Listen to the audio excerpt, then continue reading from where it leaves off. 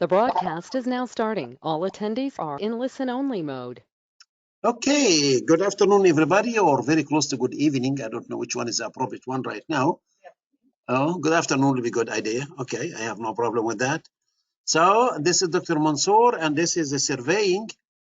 So surveying review, and I would like to know what you want me to cover. And as I mentioned before, I'm using my own books, the one I wrote long ago, and I got very positive feedback, and everybody, hopefully that helping them to pass the exams. And let me get here. And so if last time I was here, I said that let us, for those who are taking the course with me, I need you to study from chapter 1 to chapter 5. So I don't know if you get a chance to study these 5 chapters or not.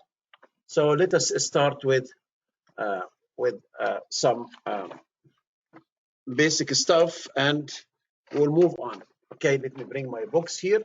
This is my textbook, and this is the practice exam book and the surveying comprehensive. Yeah, this is what I ask everybody to study. At least I will be glad to go over any problem you want me to cover. This is a surveying practice exam. Okay, so but normally I start with the books, with the textbook.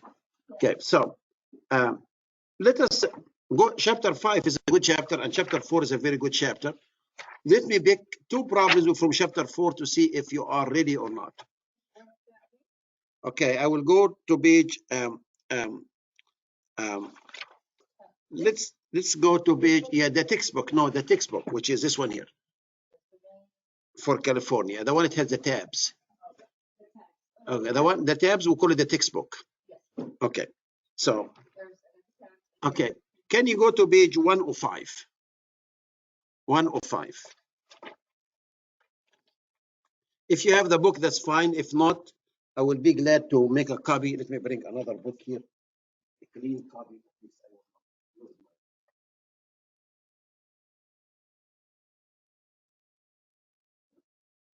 Page 105.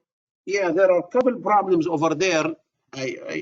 And they are very interesting problems, and they might be okay. I don't know. I don't know what will be on the exam, but I always cover as much as I can.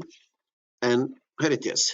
So on page 105, there are a couple problems, and I said that if you don't have the book, I will be glad after we finish these problems and somebody on Monday will come to scan it and send it to you. I will be glad to scan this page if you don't have my book. But I need just to need you to let us read the last problem number 18, which is this one here, to see what will be the approach. Problem number 18, they are saying that using a line perpendicular to AB, this is AB, at D, so this angle is 90 degrees, cut off 1/3 of the area included in this. So if we draw this vertical line, this here, theoretically speaking, is supposed to be 1/3 of the area of this triangle. I have a triangle ABC. This is a lot. And it does have an area based on these 3 sides. We need to draw a line at D to create another area, which is 1/3 of the total area. And the question is, what is the length of this line here, DE? The length of DE, here it is. This DE, how much? In feet. So when you read the problem on the actual exam, you have a very limited time. You're supposed to decide if you can solve it in 2.67 minutes or not, because this is a time for 55 questions, and you have only 2.5 hours, which is 150 minutes. as I mentioned last time. Some problems they take more time, some problems they take less time. But let's start with this and see. So the first question I have, how can I determine an area for a triangle that known with the three sides? Okay. How can I determine the area of a triangle whose three sides are known, like in our case? Nobody will ask you to memorize equations, but we should know where are the equations. The exam is open book. Okay, nobody will ask you, okay, the open book, open notes. So we need to know where can I find an equation to determine the area of this triangle, area. ABC, the area of the ABC, thank you. I know the three sides. They came up with equation, and this equation is like this. They said square root of S times S minus A times S minus B times S minus C.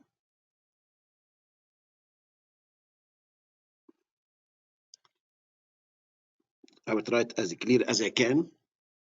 This equation, by the way, specifically, an S by definition is equal A plus B plus C divided by 2, not divided by 3.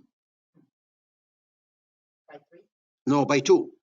I'm saying by 2. This is a correct, okay. So what they said if you have a triangle, that if this side is called A and this side is called B and this called C, these three sides, so this is the equation that will be used to calculate the area.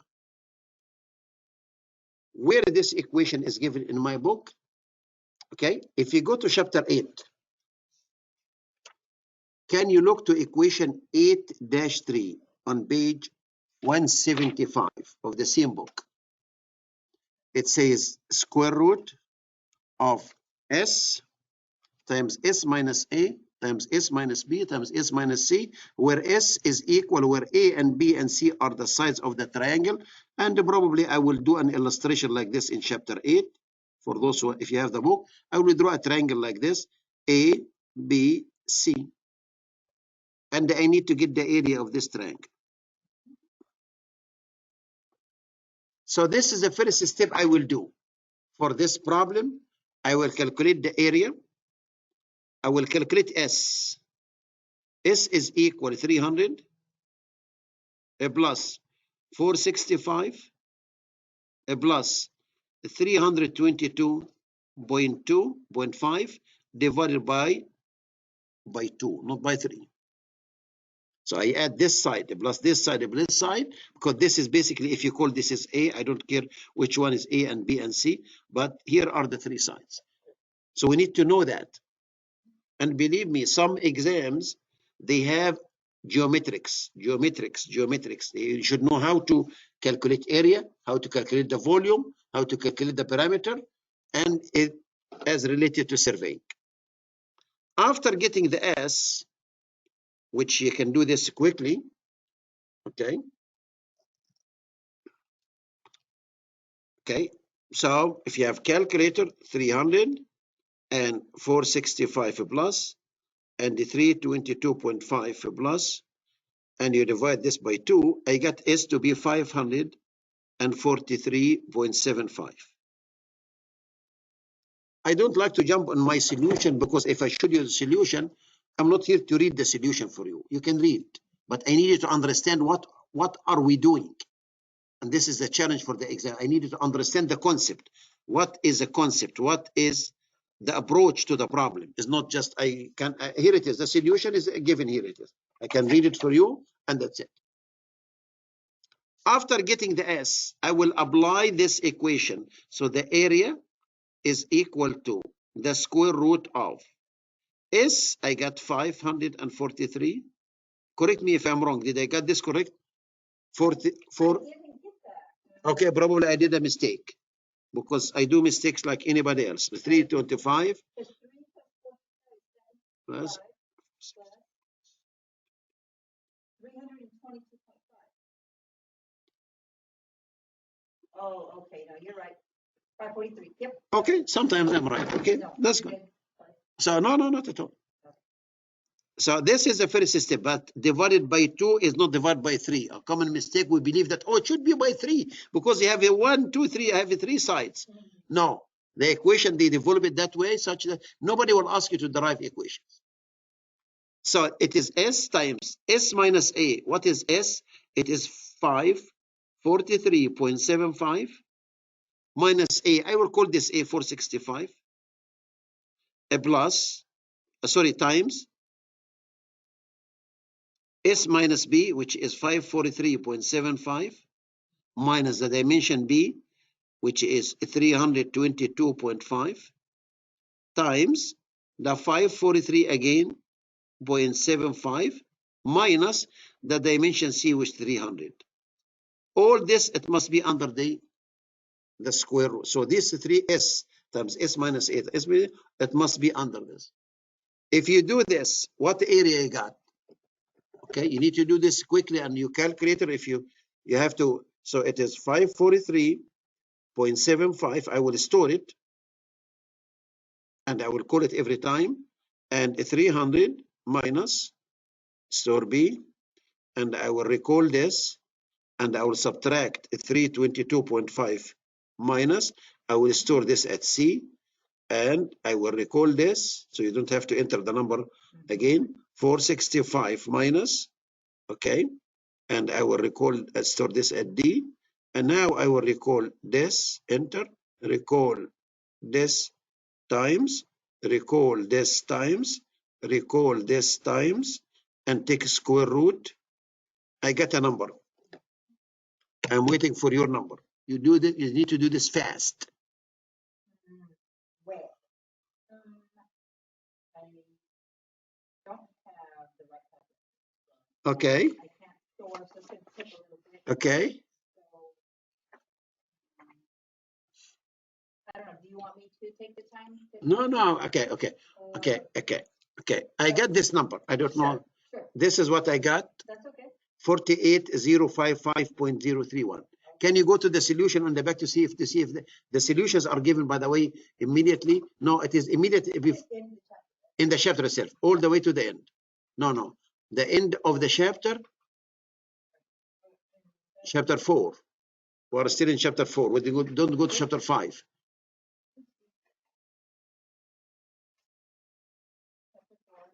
Okay. The last problem. Was it, what number was it, sorry? Number 18. 18. Oh, there it is.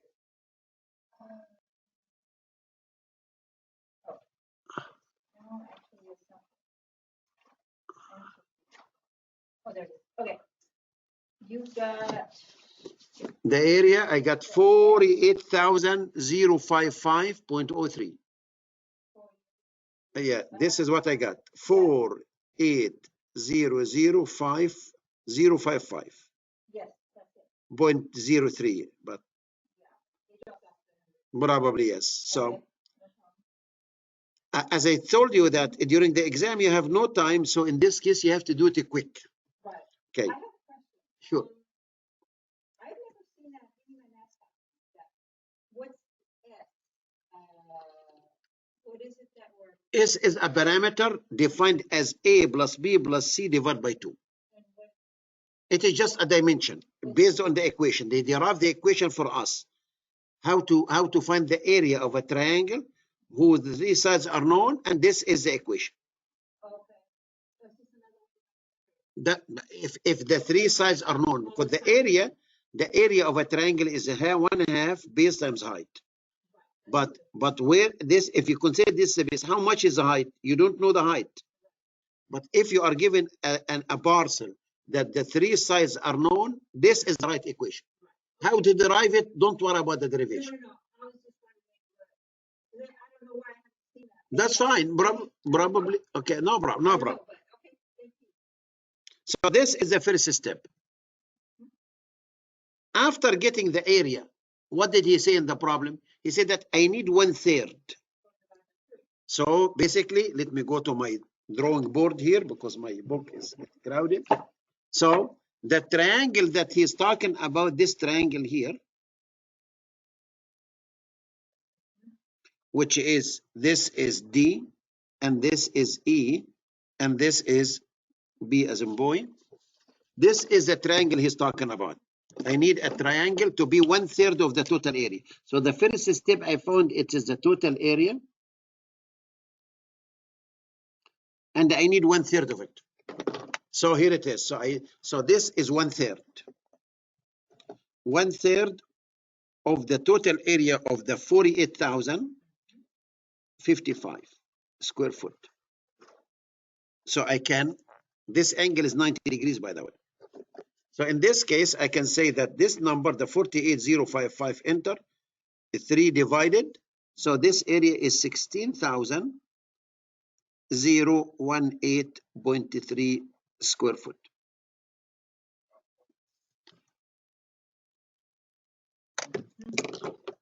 So far, so good.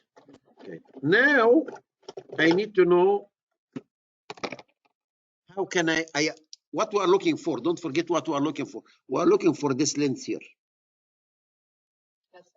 This is a height, DE. He would like to get the distance DE.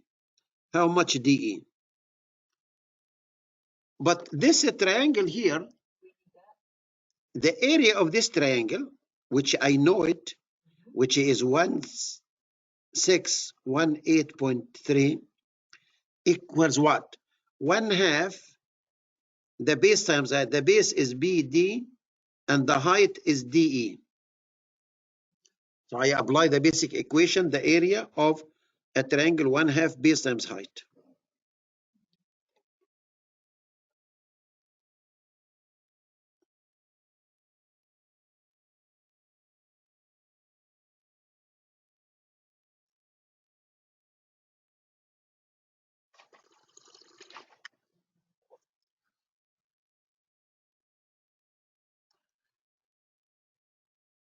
So far, so good? Okay.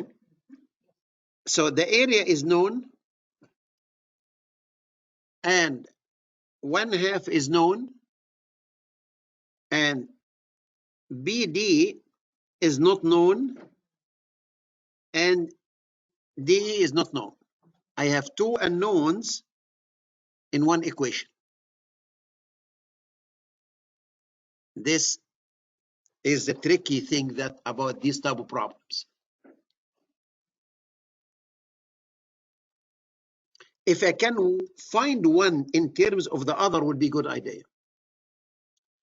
Let me call this angle here theta.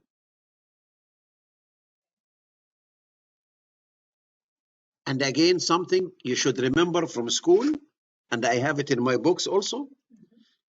I will call them two laws, very important two laws. The law of sines and the law of cosines. We use them a lot. Two laws. The first law, we call it the law of sines.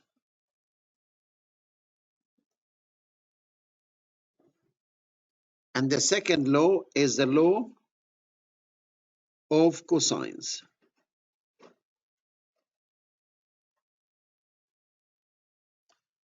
And normally we draw a triangle like this. And if we call this side here A, and this side B, and this side C, I will call it, and I will call this angle here alpha, and I will call this angle beta, and I call this angle gamma. What is the law of sines? The law of sines is say that the dimension A over sine of the opposite angle gamma to this side is equal B as in boy to the sine alpha is equal to C divided by sine beta. You can call it alpha, beta, gamma the way you want, but the definitions, this is called the law of sines. We use it also. So A over the sine, B over the sine, and I will show you where in my book this. The other law that also I highly recommend you to pay attention to is called the law of cosines. What is the law of cosines? We are saying that A square this dimension square is equal to b square plus c square minus 2 bc cosine gamma. Here it is. Let me repeat. A square is equal b square plus c square minus 2 times of these 2 times the cosine of the angle in between them. This is how I remember them. The second is b square. B square is equal c square plus a square minus 2 ca cosine the angle between c and a, which is cosine alpha. And finally, c square is equal a square plus b square minus 2 ab cosine beta. These two laws are really, really important, and you might need them. In my books, I provide summary of equations. At the beginning of each book, I provide a summary of equations. For example, if you have the textbook with you, you will find there is a red tab. If you have the book with the tabs, there is a red tab here. It's called summary, a concise, comprehensive summary of equations and topics. Do you see that? This is on page 9 of the textbook. The textbook, the one it has the tabs. Okay, you will find that these equations, or the law of sines and the law of cosines, is given all the way to the end on page 28. This here it is. Here is the law of sines and the law of cosines. Probably I use different. Normally I say this is, I call this is A, and I call this is B, and this is C. I call the angle here angle A and B and C instead of using angle alpha or beta or gamma. But it is up to you. But they are very important laws, okay? Law of sines and the law of cosines. Whatever naming, the naming is not a big deal. What if you like to stick with my naming here or the one I just came up with, and instead of opening the book, I said I need to, because during the exam, by the way, there are sometimes you can find yourself that you can derive the equation faster than looking the equation itself in a book. If you study very well and you prepare yourself, you will remember these things. If you solve a couple problems related to this, you will develop it like exactly I developed without looking to the book. And the more you practice, the more you will be able to develop more equations and that you build in your computer or your brain in this case. So the law of sines and the law of cosines. Going back to the problem we were solving in chapter 4, for those who just joined me, we are in chapter 4 and specific in the textbook, and specifically a problem number 18. The one I'm trying to solve it to show you how to, problem number 18. So if you look to the triangle that I took outside, which is a triangle BDE, this one here,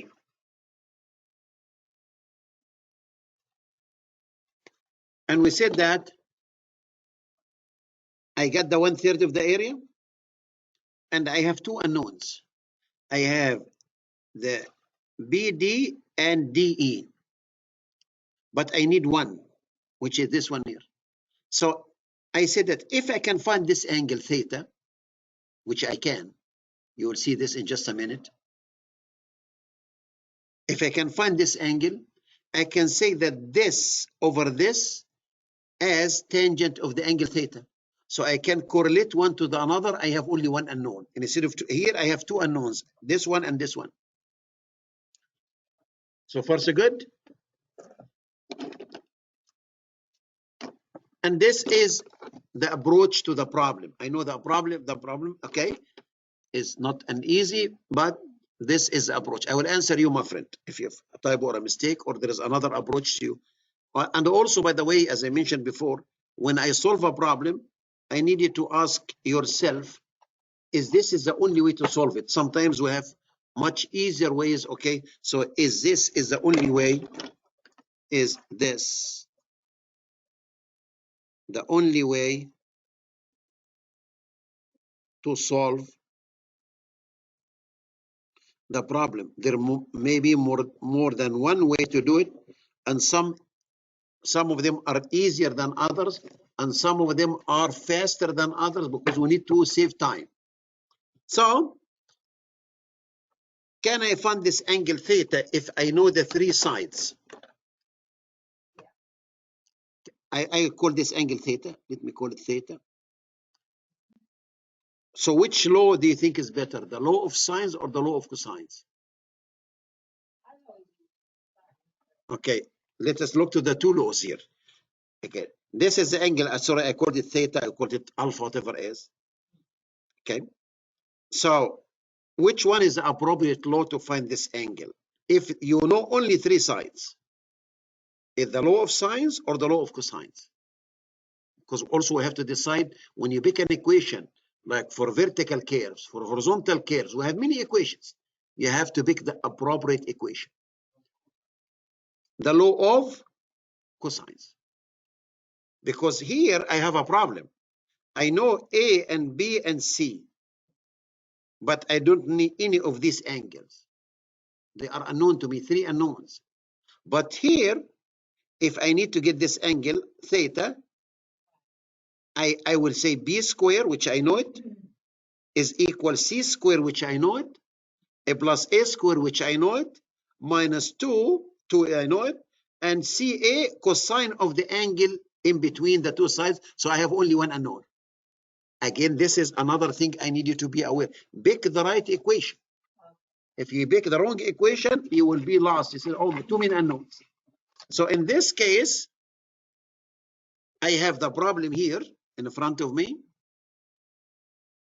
So I need this angle here, which I called it theta.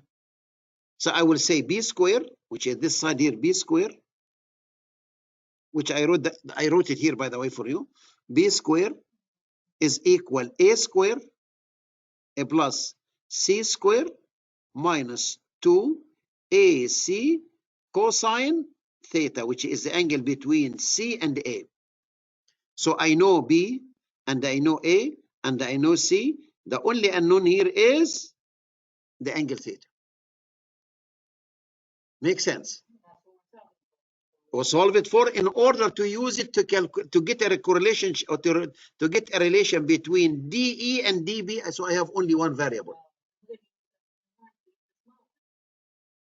So anybody, if you go to, again, I will try to save time here, but I will jump to my solution since already I know that I explained the concept. If you go to my solution, which is on page 108, and you are very welcome. If you find a typo or a mistake or an error, please let me know. So far, I believe that there are. So I got, this is the S. This is the equation for the area of a triangle using three sides. This is the number I got. This is the 1/3 of the area because he told me. And after that, apply the law of cosines to get the angle alpha. I got the angle alpha 43.55. After that, became piece of cake. Let me go to the drawing. So this alpha here, according to my solution, and correct me if I'm wrong, this angle is 43 degrees, 0.55. So right now I can say that DE divided by DB, this over this, as what? As tangent 43.55 degrees. Is this correct? Exactly. So I can use this to correlate them. And after that, I will come substitute here and find it. Because now I have two variables. I can get one in terms of the others and I plug it in and I will solve for one unknown. And this is what I did exactly. And you will find here it is. After getting the angle, this is the 1/3 of the area. And the area is 1/2 base times height. This is one I wrote. But I have two variables here, BD and DE, but I can find one in terms of the others based on the tangent of the angle. So here it is, I substitute. I have only one variable which is DE, and solve for DE, I ended with 174.51 feet. So this is the solution. I said that calculate the area using the triangle, using the three sides. I gave you the equation, by the way, equation 8-3. I put this problem ahead of the game. Chapter 8-3, the one I showed to you, and using the law of cosines to find the angle alpha, knowing that. Any question about that? You are very welcome to verify the numbers, but the question is, and this is why I selected this problem, the question is, can you do all this in 2.67 minutes? The answer is no. Okay? The moment you read the problem, the moment you find this, maybe after you practice many problems, I would say, yes, you are getting very close. But during the exam, when you go over the exam and you are given 55 questions, I need you to read the problem. Problem number one. All the problems are equal weight. Problem number one. Read the problem. If you can finish it in 2.67 or say 2.7 minutes, please do it and move on to problem number two. But if you read the problem number one and you found that, oh my God, I know how to do it, but it will take about 5 or 6 minutes. What I will do if I were you, I will flag it. Flag is a capability of the program. You can click, skip this problem. And I will go to the second problem because you have all the way until 55 questions.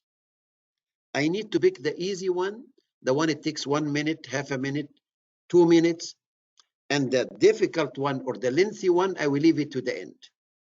This is a strategy. If you feel that you have another strategy, you are very welcome to develop your own strategy. But I believe in this strategy. It has been applied many times, and the engineers who applied it, they passed based on that. But if you believe that you have a better strategy than this, you are very welcome to apply your own. If you insist, problem number one, I have to go in order. I have to go from now on 2, 3, all the way until 55.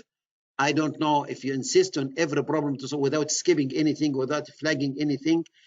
I may, because I heard this a lot. They said, Dr. Mansour, oh my God, I stuck in the first 10 problems. I spent too much time. But when I went to the end of the exam, I found there are about 15 questions and they are so easy. I told them, and maybe in the middle. So there is no, so it is, you are the best judge. I'm not the judge. I'm conveying what I heard or what I can help with based on something that it might be. Okay. So this is a problem. I needed to look at it and try to ask yourself. We solve it that way. And maybe one of you is raising the hand. He is asking me. Probably I will answer him. Probably, is there any another approach? How can I find the unknown in a shortcut? Do you have a better way? Tell me if you have a better way. Let me know, and I'll be glad to discuss. But this is the approach. Yes, sir. What's difficulty level? Say it again. What is the difficulty level for this type of person for the result? Difficult level. Oh, difficult levels. Yeah, difficult level. For this type of person, like 4 or 5 minutes. This one here, I would say that this is I would say this is in the average. This is in the average. There are some questions more difficult than this, and there are some questions much easier than this. Okay, so this is why I'm telling you. Okay, probably this after you practice enough, because you need to read the problem, and after that to put a strategy. Where are the equations? And you're flipping the pages here and there. So this I consider this is an average. Okay, there are some problems difficult than that, and there are some problems much easier than that. So let us do our best. Let me grab the question from one of you online to see if a question or a correction or you are saying that, okay, 1043, okay. Larry Sanchez, I am here. Okay, Larry, welcome. Okay, no problem. Okay, you don't have to find the 10 itself. Okay, Okay, you got it? Okay, good. Okay. So this is a problem that if I would like to go one level, since you asked this question, my friend, about the level of difficulty, in my book of the 497 problem, I have a problem like this. If you have the 497 book with you, 497, a problem 123. This is, if you don't have the book with you, I can give you a sheet. If you don't have the book with you, this is page 206. And if it's not handy, I can make a copy for you very quick.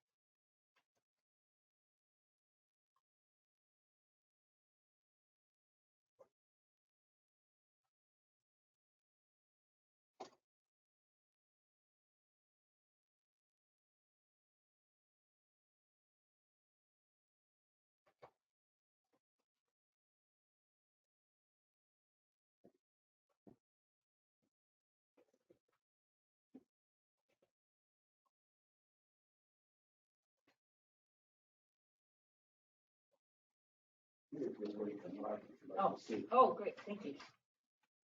This is the difficulty of this type of problems. Okay, I will move to another level of difficulty of problems.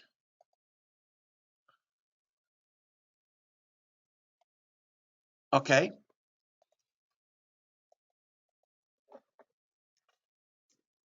A problem like this I call it, this is, I rank it the difficult one. This is the one that really, for sure, it will take more than 2.67 minutes. Okay. First of all, because you need to read the problem and you have the 3 diagrams. And lately, I heard also this from the engineers who took the exam. Lately, they have some problems like that. I don't know how many of them, but you have a diagram showing a plan view and a diagram showing the cross section of the street, and another diagram showing the profile of the street, the vertical curve. You see, you have 3 diagrams. You need to read the problem. He said that you have been provided design criteria shown in diagrams 1 and 2 and 3.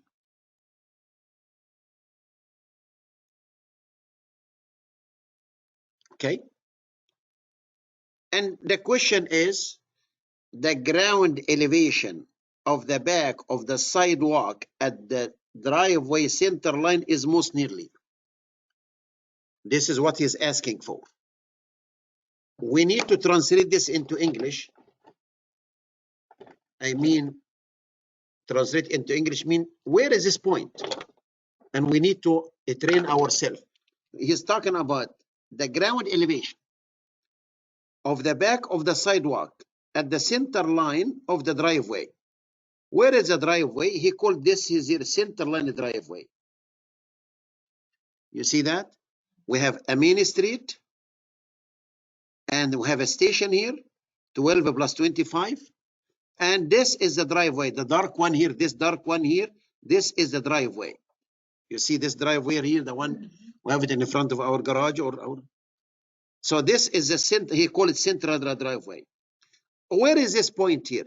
He said this, the back of the sidewalk. This is a sidewalk. As you can see here, this is a sidewalk. And the back of the sidewalk. So he is looking for the elevation of this point here. It is. Do you agree with me? This is the point he's talking about. Here it is. Agree or disagree? Yeah. The back of the sidewalk at the center line of that sidewalk. Yes.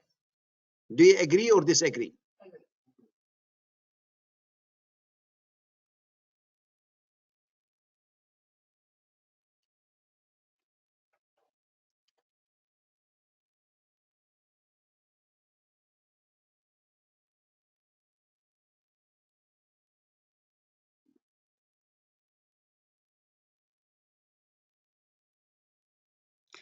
How can I get the elevation of this point here? I need the elevation of this point. The cross section is given. You have the vertical curve. The street center line profile, that's correct. This is the vertical curve. This is a vertical curve or vertical alignment, as we call it, curve. So I would like to know the elevation at this point, at the center line. And after that, from the cross section, I will move from point K. I don't know. Let me call this point. I don't know. Let me call this is point G. Let me call it G. Or no G. I'm using A, B, C, D, F, G, K, L, M, N, O, because I use many of them. Let's call it point O. I believe I don't have point O. Let me call this the back of the street along the center line of the driveway. We'll call it point O. Here it is. This is the point O. Here it is. Do you see that? Here it is. Let me get closer. At least I can. For those who are online, here it is. This is the point it's talking about. Here it is. The back of the sidewalk along the center line. So if I can get the elevation of point K, I can transfer the elevation from here to here. How can I get the elevation of point K? From this, I need the Y, the elevation of point K. From this, the station is 12 plus 25. This station of the end of the curve is 12 plus 35. The station 12 plus 25, it is somewhere here. 12 plus 25 is somewhere here. How can I do that? There are two ways. There is an easy and a quick way, and this is very rough, not very rough, or the exact solution. Let me go to the exact solution. I will say the elevation Y at station 12 plus 25 is equal what? Is equal the elevation Y of the beginning of the vertical curve plus G1x plus Rx squared divided by 2. This is the general equation for vertical curves. Only one equation. Let me remind you, and I will go back again. Vertical curves,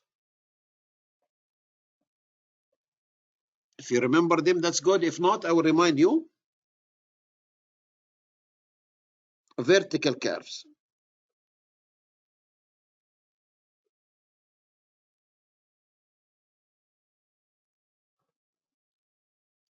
What do you mean by vertical curve? Vertical curves, when you look at the side view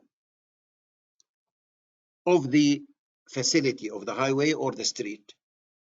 And vertical curves, there are two main types. One, we call it sag vertical curves, and one we call it crest vertical curves. Sag vertical curves like this. You have an entering grade and a vertical curve and another grade. So this is a sag vertical curve. It has a beginning vertical curve and the end of the vertical curve, and it has G1 and G2. And this is the vertex. This we call it sag. The crest vertical curve is like this. It has entering grade and it has the vertical curve itself, and it does have exiting grade.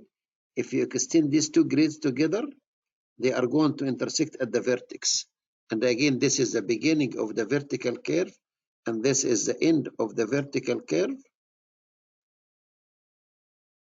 And this is L. The length of the vertical curve is measured horizontally, by the way. And this is why you will find that this is measured horizontally.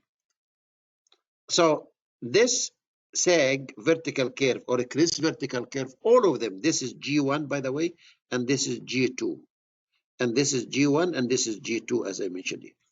All of them All the vertical curves, either sag or a crest, they are using only one equation.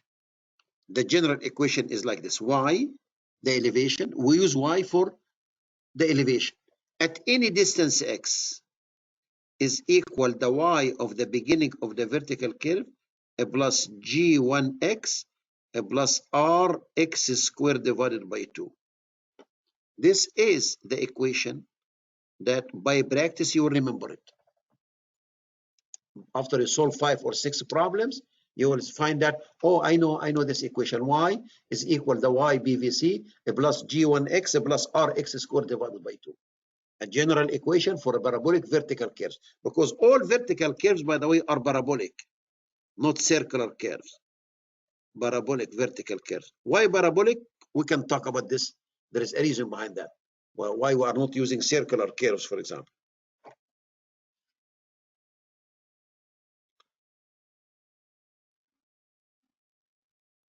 So I will go back again to the problem. I don't like to miss the target. Now I know the equation. Here it is. The elevation at the beginning of the vertical curve is given. Here it is. So this is equal to 187.17. It's given. This is the beginning of the vertical curve. Here it is, BVC. Is given, A plus. What is G1? G1 is the entering grade, is 4.5%. It is 4.5. And I will drop the percent. What is X? X is a distance measured from the beginning of the vertical curve to the point of my interest. So this is from here to here. This is called X. Now, L is from the beginning to the end. It's only, this is the 500 feet. This is L. L from the beginning to the end, 500 feet. X is a variable.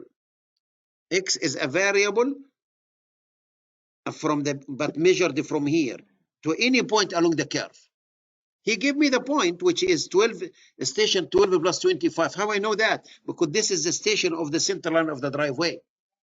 So what is X in this case? Do I know this station here? 12 plus 25. Do I know the station here?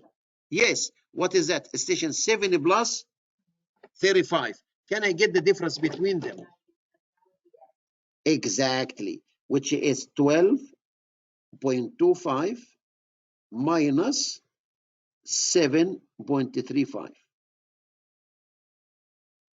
This is X.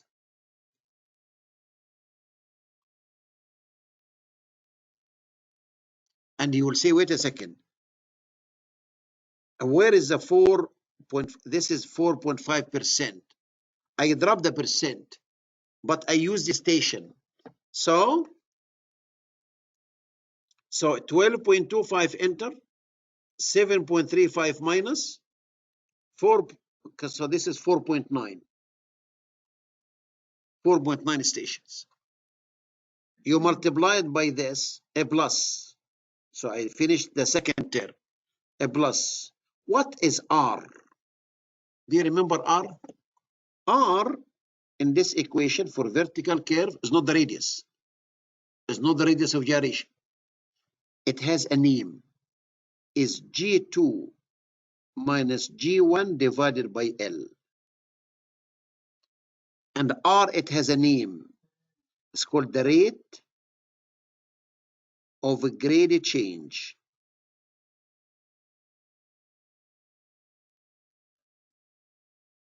R is G2 minus G1. If you solve the quiz number 1, I don't know, dear, remember I gave you a set of quizzes. I don't know if you solve all of them or not. You will find that the one I discussed it with you last time.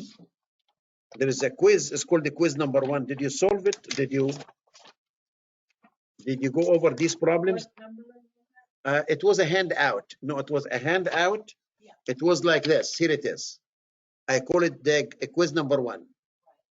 It was problem number 5. Do you have this quiz? Do you have it in front of you? It's called the quiz number 1. Okay, if you don't have it with you, exactly. I talked about this last time, by the way. I explained it. So you need to sit and study, believe me. You need to sit and challenge yourself. And there's a lot of naming and a lot of abbreviations, a lot of equations, and all these things. So what is R? Here it is. It's called the rate of a change, which is R. R is a definition. It's given as G2 minus G1 divided by L. For example, this quiz here, the one we solved it last time, what is R?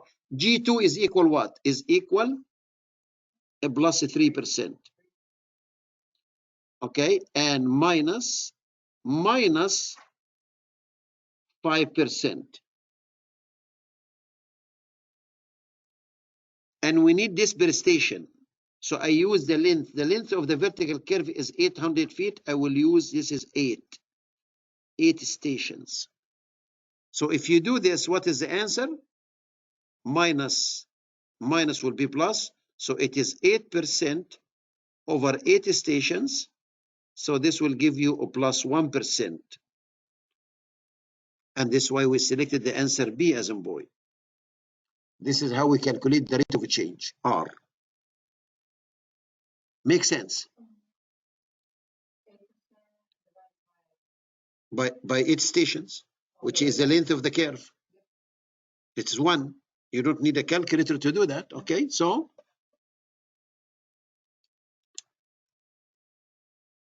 I gave this quiz to prepare you for something, okay, more difficult, okay? In the exam, he will not ask you this. He will never ask you this to calculate this. This is, okay, very, very, very, very easy, okay? But just, I'm asking to prepare you. So what is R in our case here? For this one here, for this problem here, R is equal G2 is negative 2.5 minus G1, which is 4.5 divided by L. What is L in our case? Is 5. Here it is 500 feet or 5 stations.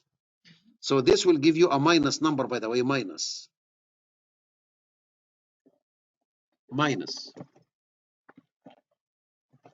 Okay, so minus 2.5, and you have to do this fast. 2.5, 4.5 plus, and you divide it by 5. So this will give you negative 1.4% per station. Because the rate of a change is per station. As you can see here, by the way, R came negative. But in the problem here that we solve it here, R is this is the case always? The answer is yes.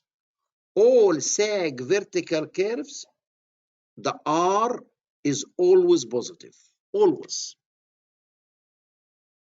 And this is a sag. What kind of curve is that? This is a crest. For a crest vertical curves, always R is negative. So if you did a mistake, you can figure out your mistake, and you'll find this in chapter 10. There are 2 tables in chapter 10 of my book, and I say this is always the case, positive and negative. So I will complete the problem. Don't forget the problem. Okay. Sorry, I'm trying to explain something on the side. So Rx squared divided by 2. R is equal negative 1.4. I will drop the percent. As you can see here, I drop the percent, but I use stations. And the X is what? 4.9. And this is squared divided by 2. Don't forget the 2 in the equation. If you can calculate this for me, it will be great. What is the elevation along the center line of the street at station 12? Can you do this for me in 22 seconds? Oh my God, 22 seconds only? 4.9 seconds square, 1.4 times, 0.5 times, and assign a minus, put it here, and 4.9 enter, 4.5 times, enter, recall this, a plus, and 187.17 plus. Okay, I'm waiting for an answer. Those of you are faster than me, do it. Huh?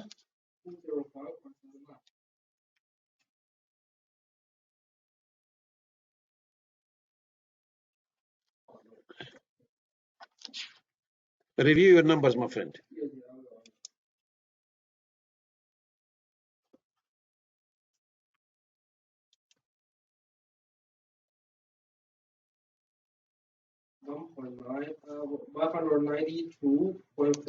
Thank you. That's what I got, 192.41 feet. Math is very important. We do mistakes, nobody above mistakes, including myself, but we need to practice enough such that. So now I get the elevation at this point here,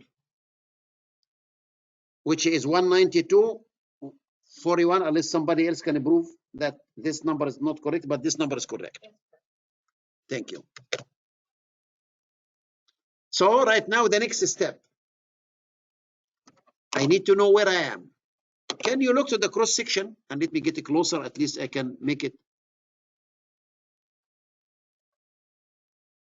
Here we go. Because I need to pay attention to this. This is a cross section that's given. This 192, this 192.41, the one our friend gave based on the equation, where it is located in the cross section is located here. Something is called PG. What's PG stands for what? What's PG? PG is a profile grade. A profile grade.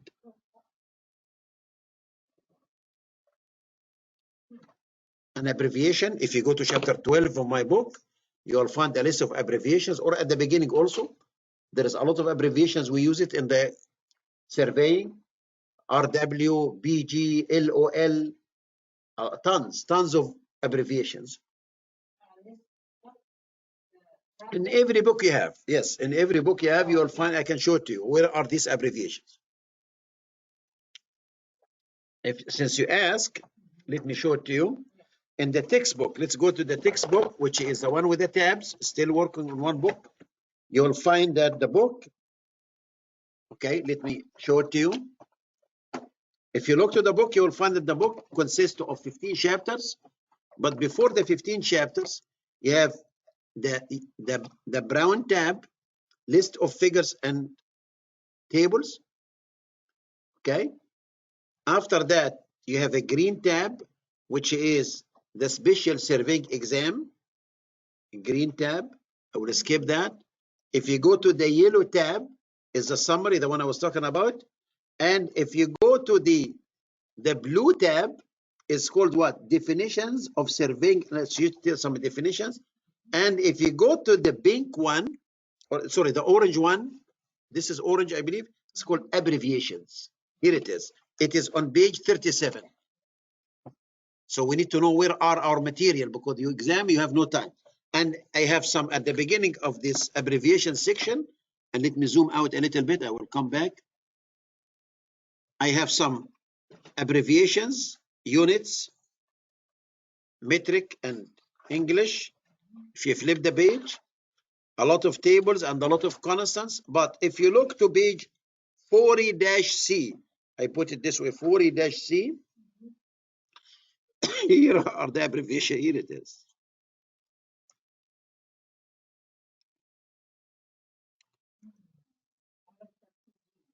Okay.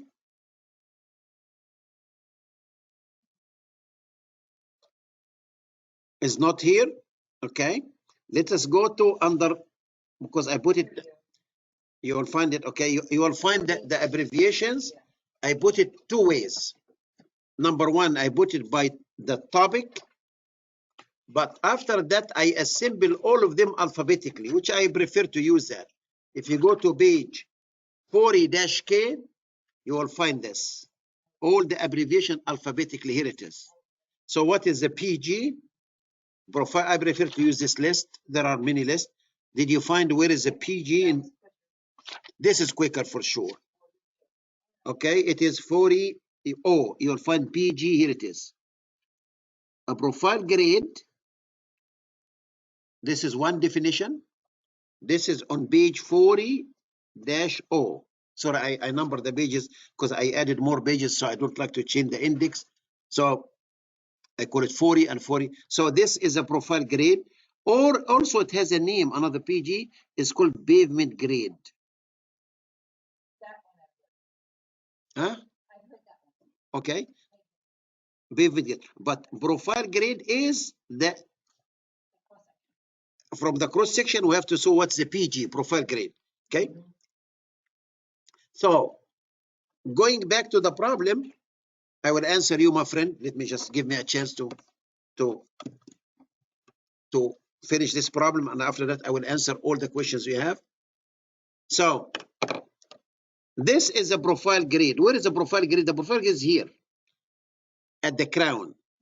This is the elevation I just found. This elevation here right now is 192.41 feet. Exactly at the crown here. Do you see that? The arrow is to the top of the pavement here at the crown. And always the profile grid most of the time is along the center line, but not necessarily. The profile grid could be different from the center line. But here it is along the center line. So I have 192.41. But he said that if you go up 1200, will give you this point here. So I have this a plus 1200. I will go all the way. This is level line. What is a level line, by the way? What is a level line? What does it mean? A line has zero slope. A level line, a line means the elevation here is the same elevation here is the same elevation here. A terminology we use it, level line. That means that the elevation here after you add 1200, it is the same as the elevation here.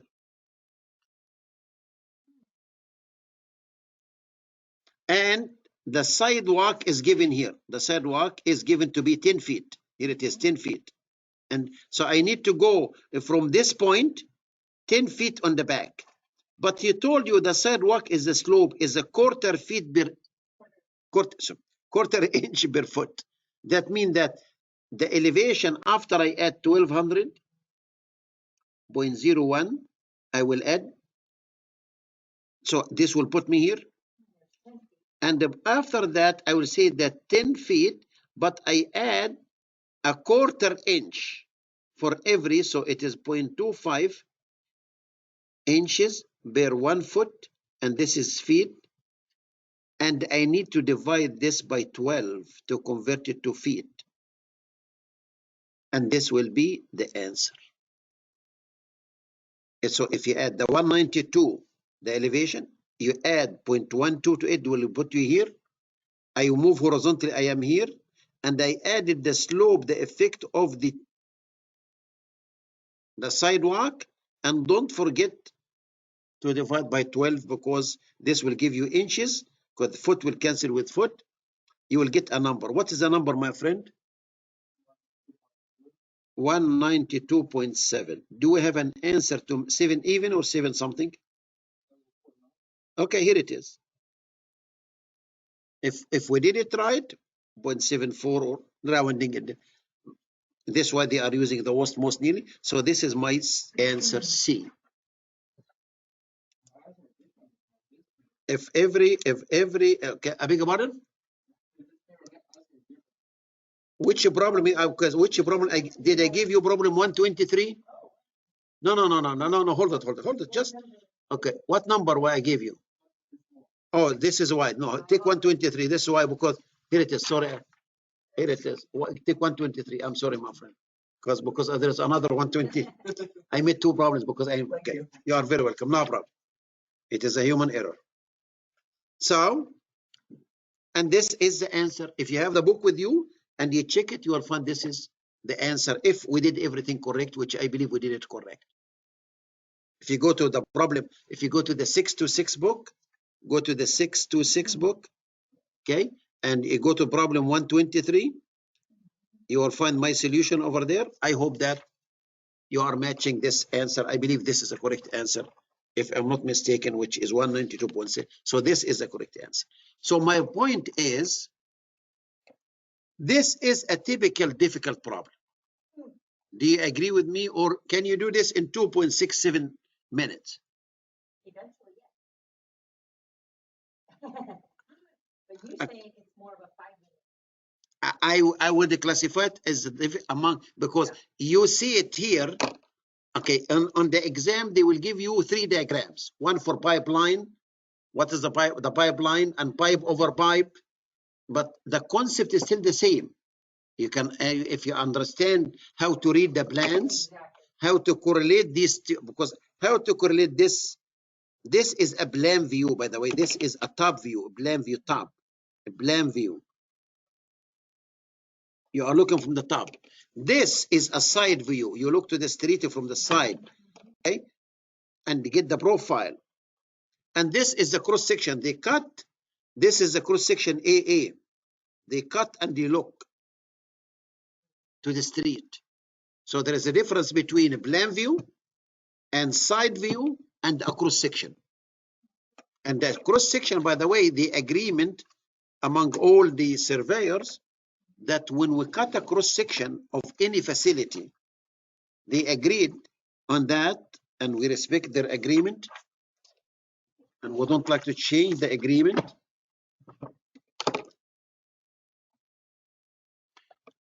There are some roads going east-west, okay?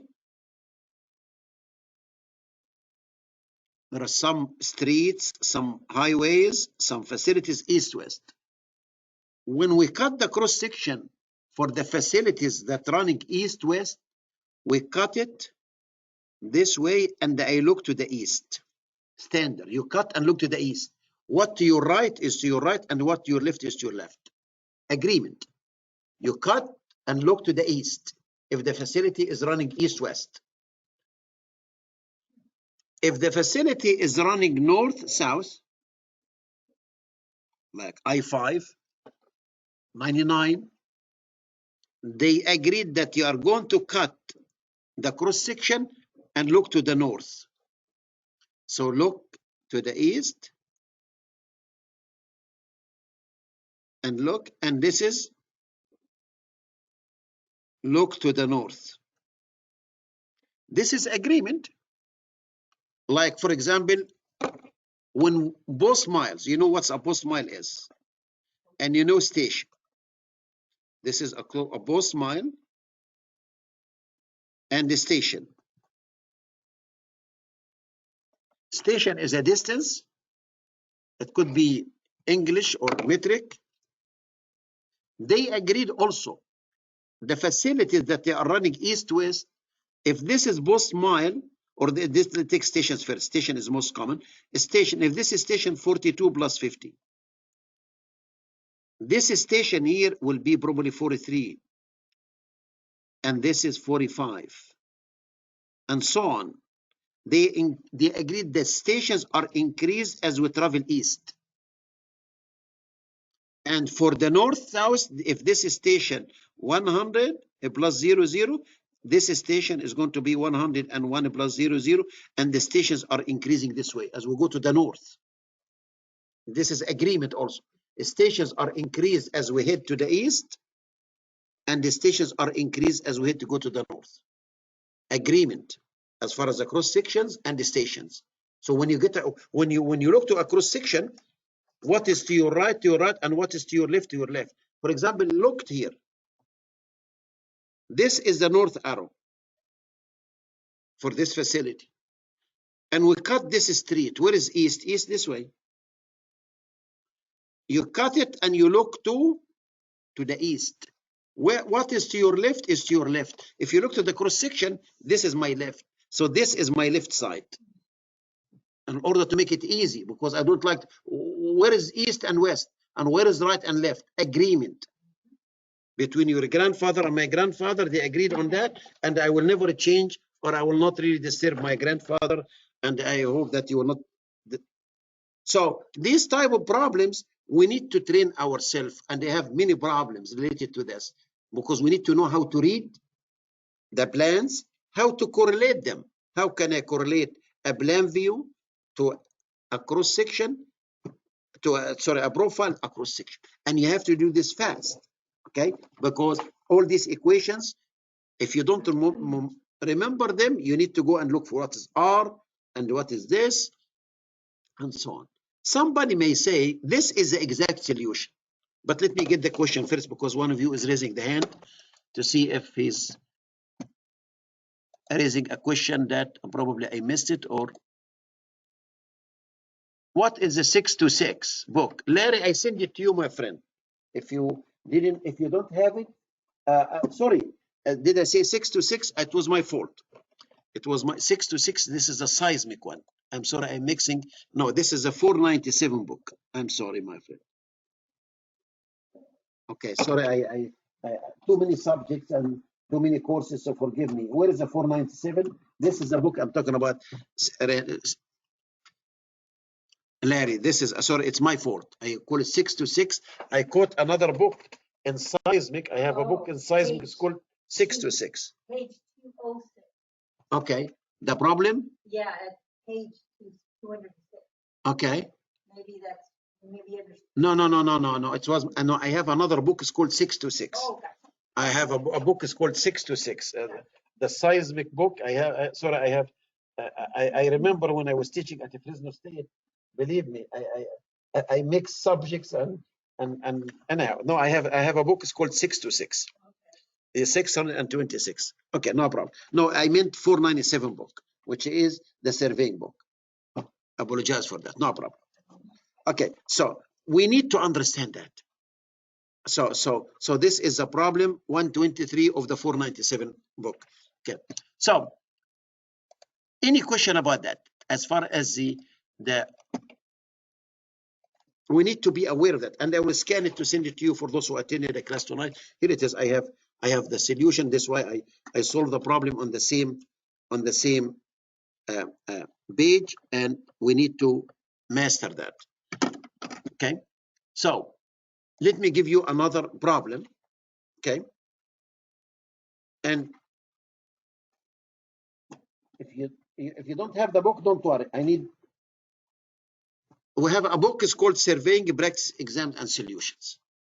So just to tell you how geometry is very important. Okay. Okay. And specifically, I need you to look to this problem, and I will give you only 2 minutes to solve it for me. And I believe, because somebody asked me about this problem, he sent an email, and I need you. Can you go to this problem here? This is on page 67. If you have the book with you, a problem number 42 of the practice exam number 1 on page 67. 42, please. Do you have this problem in front of you? Assuming a straight segment of highway center line, what is the horizontal distance between a point on the right of way of a highway located so, which offsets the right? So read the problem and tell me. For those who do not have the book, we will solve it here, and I will ask my staff to copy it and send it to you with the other problem, this good problem here, the one we just finished. Let me give you 1 minute or 2 minutes and tell me what do you think.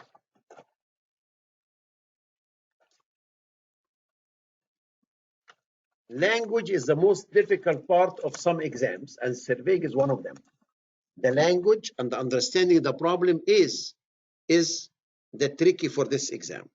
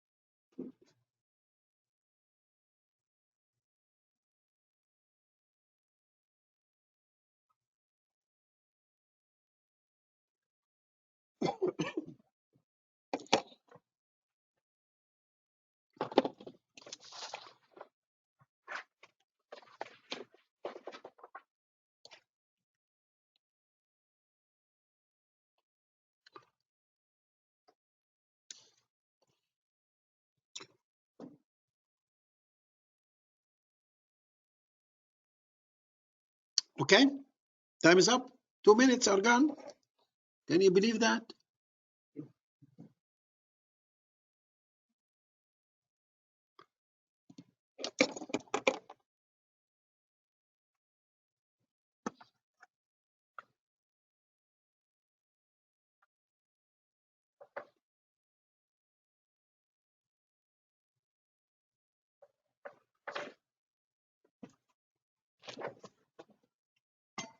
Do you use Casio or do you use the HU? Well, Which HU do you use? I have a Casio at home. Here it is. Oh, okay, that'll work. Because I saw that you are using the phone. Yeah, and the This phone's no, the phone is not. It's tiny. Because some engineers, they are familiar with the HB. Yeah, well, I And some- actually like the HP better. You like HB? Yeah, but I gotta buy a new one because my old one broke. so- But do you know how to use this one? Do you have to use Oh, yeah, Casio? I can use that one, Okay, but okay. but this is. Okay. Yeah, this is. Oh, here we go. طب let me solve it and I will talk about it. طب let me, there is a term, I mentioned it before. I call it translate into English. Translate into English. I'm always remind everybody with, I don't mean to offend anybody by saying this. I don't mean it translate into English. The questions are given in English. I mean by this statement, I need you to draw a free body diagram or a sketch or illustration, whatever you like to call it. And while you are studying, I highly recommend you to draw as much as you can. Because during the exam, if you practice enough and you draw enough, during the exam, you can visualize what's going on without drawing during the exam, because you practice enough. So he's saying that assuming a straight line segment of highway center line, that means that it is not a curve. So it is a straight line, center line. Here it is. I'm using a straight edge because to make it nice. So this is a center line. What is the horizontal distance between a point on the right of way of a highway located at the station 32, there is one station here, 32 plus 42.00 with an offset of 20 feet to the right. So this is point A, and this distance here is 20.55. How I know this is my right? Because I'm traveling this way. This increasing station. This is my right. And a point located at station 50. There is another station here, station 50 plus 41.00 with an offset of 42 to the left. So an offset, point B, somewhere here. Sorry, my drawing is not to scale. Let me a little bit make it reasonable. Let me move point A here. So this is point A here. And this is point B here. And this distance from here to here is how much? It is 42.12 feet. He is asking, what is the horizontal distance between these 2 points? So if I connect this point to this point, point A to point B,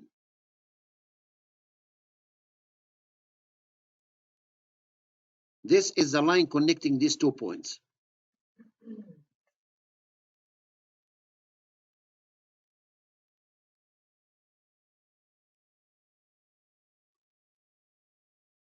Do you agree with me so far? What distance he's looking for? Don't forget, what is the horizontal distance between a point? So this point and this point.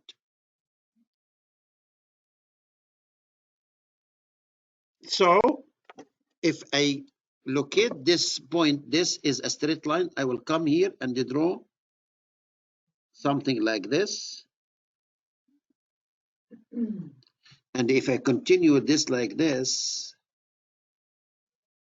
so what distance is looking for? I'm looking for this distance from here to here. This is a horizontal distance between these 2 points. This is the slope distance.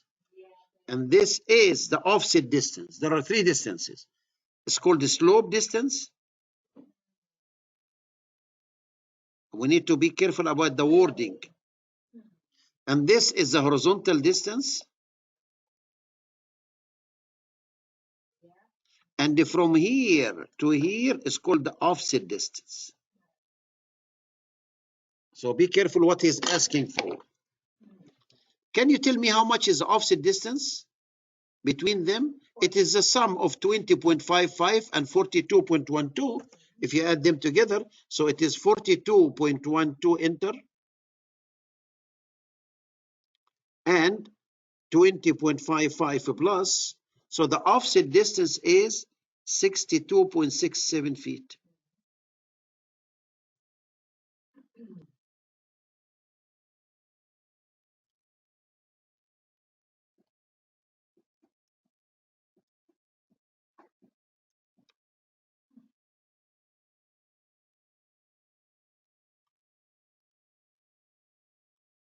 So is he looking for this horizontal distance or this slope distance from this? This is still a horizontal distance, but sloped. Which one is looking? Looking for this one or looking for this one? And this is something we need to be aware of it. Which one is looking for? Distance number 1, I call the slope distance, or this horizontal distance number 2? Which one is looking for? Okay. Is the slope distance is a horizontal distance or not?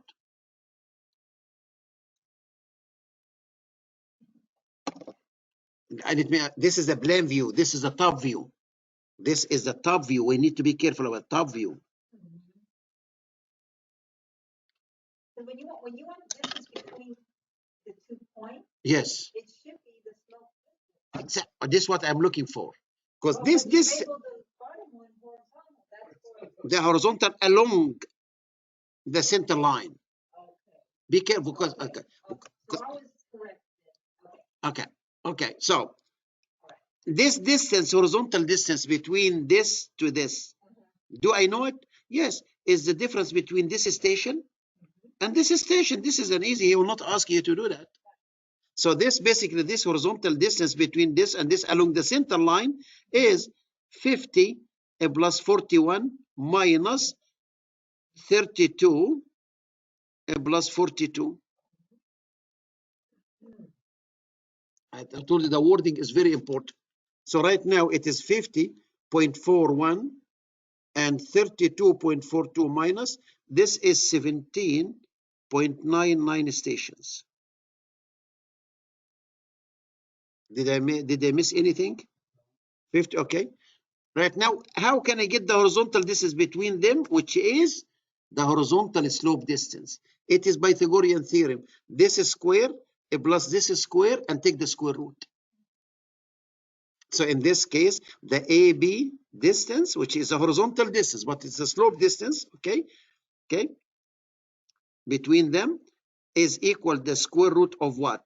Of 62.67 square plus, do you remember this here? 1799 square.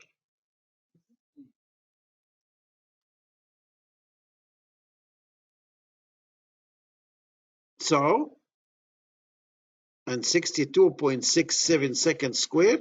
Add them, square root, I get 1809, which is our friend, he said, C. Do you see any problem with the wording of the question itself?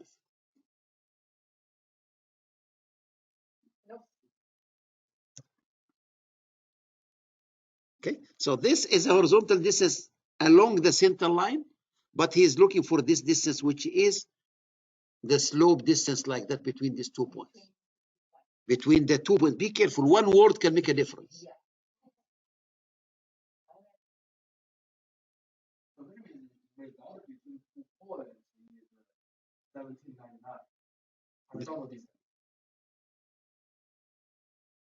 No, the 17.9 from here to here along the center line.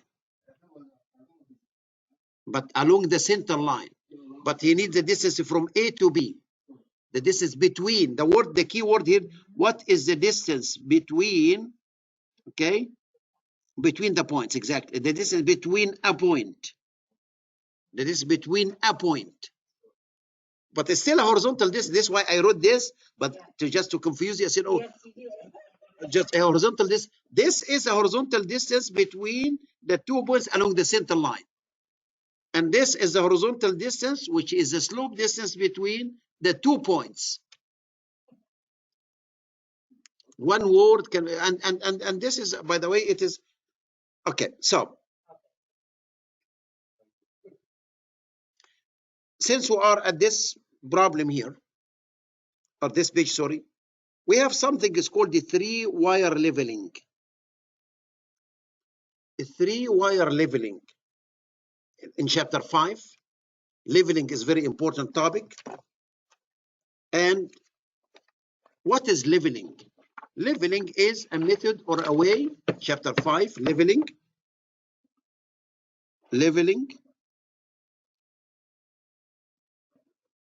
is a way to determine what? Why what we use the leveling for? I have the OG. This is the original ground. Normally the OG is a dotted line, and we use OG.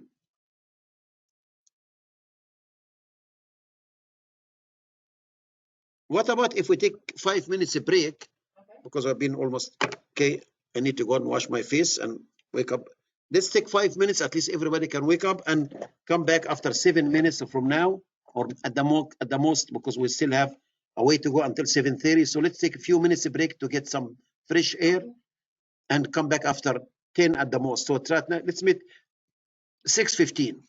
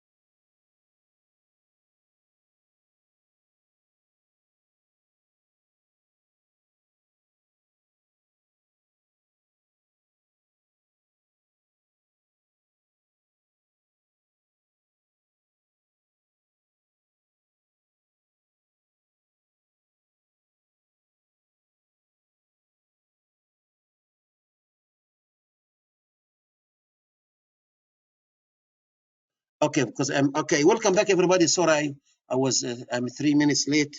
We're discussing here something. So going back to leveling, I will go back to the problem that I'm referring to.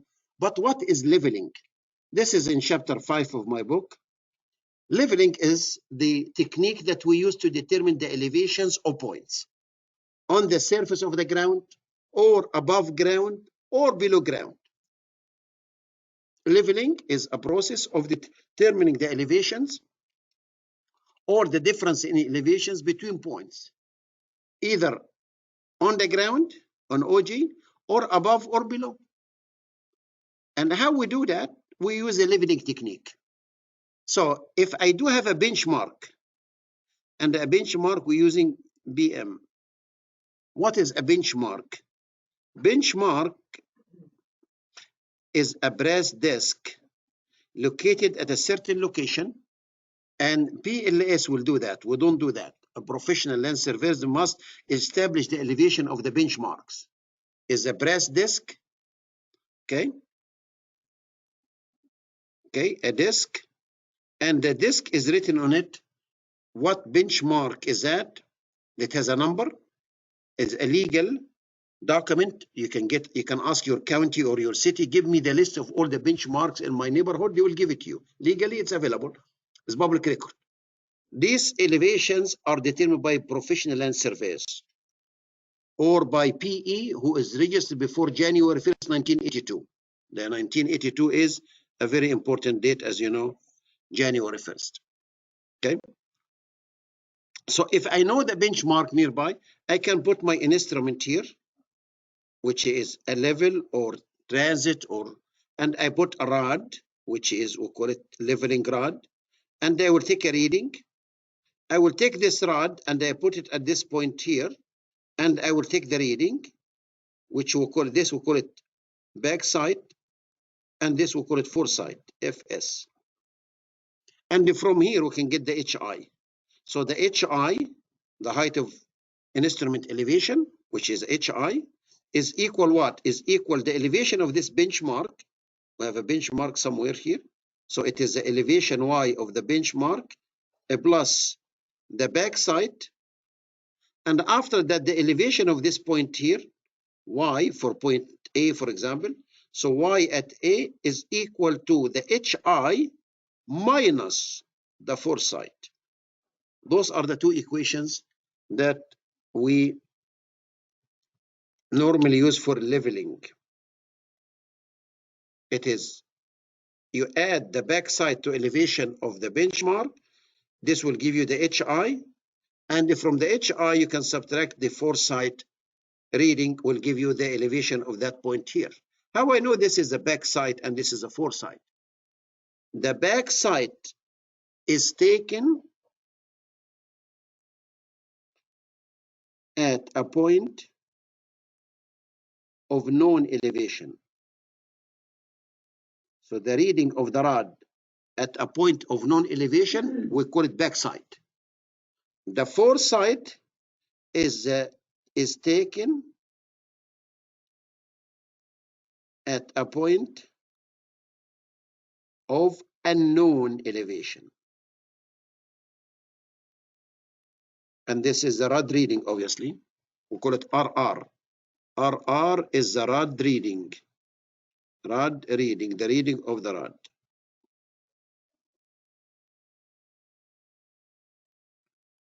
This in very brief, the concept of leveling. How many types of leveling we have? We have what is known as called direct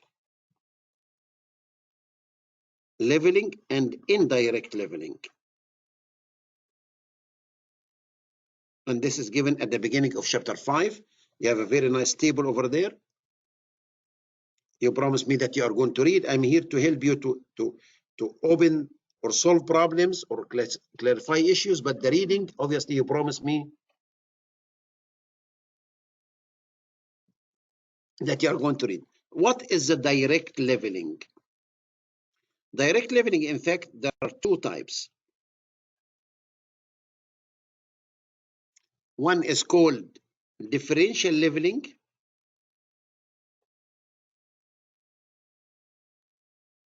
and the other one is called a trig leveling. Trig or trigonometric leveling. These are called direct leveling. Indirect leveling, we are using the pressure, the atmospheric pressure, obviously, atmospheric pressure as indication for the elevation. As you go in the mountains, as we go up in the mountains, what is happening to the pressure? Is the pressure increase or decrease? As you go, okay. Which one is easier to breathe? When you breathe, you're on the top of a mountain or lower at the bottom here? As we go up, okay? Okay.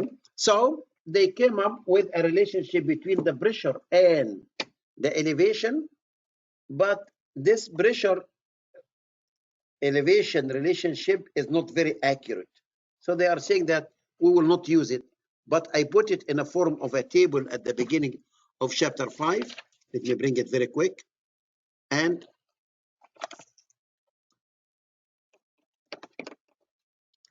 because I mix a number here, the indirect, let me correct my diagram because I remembered immediately that a trig is under indirect.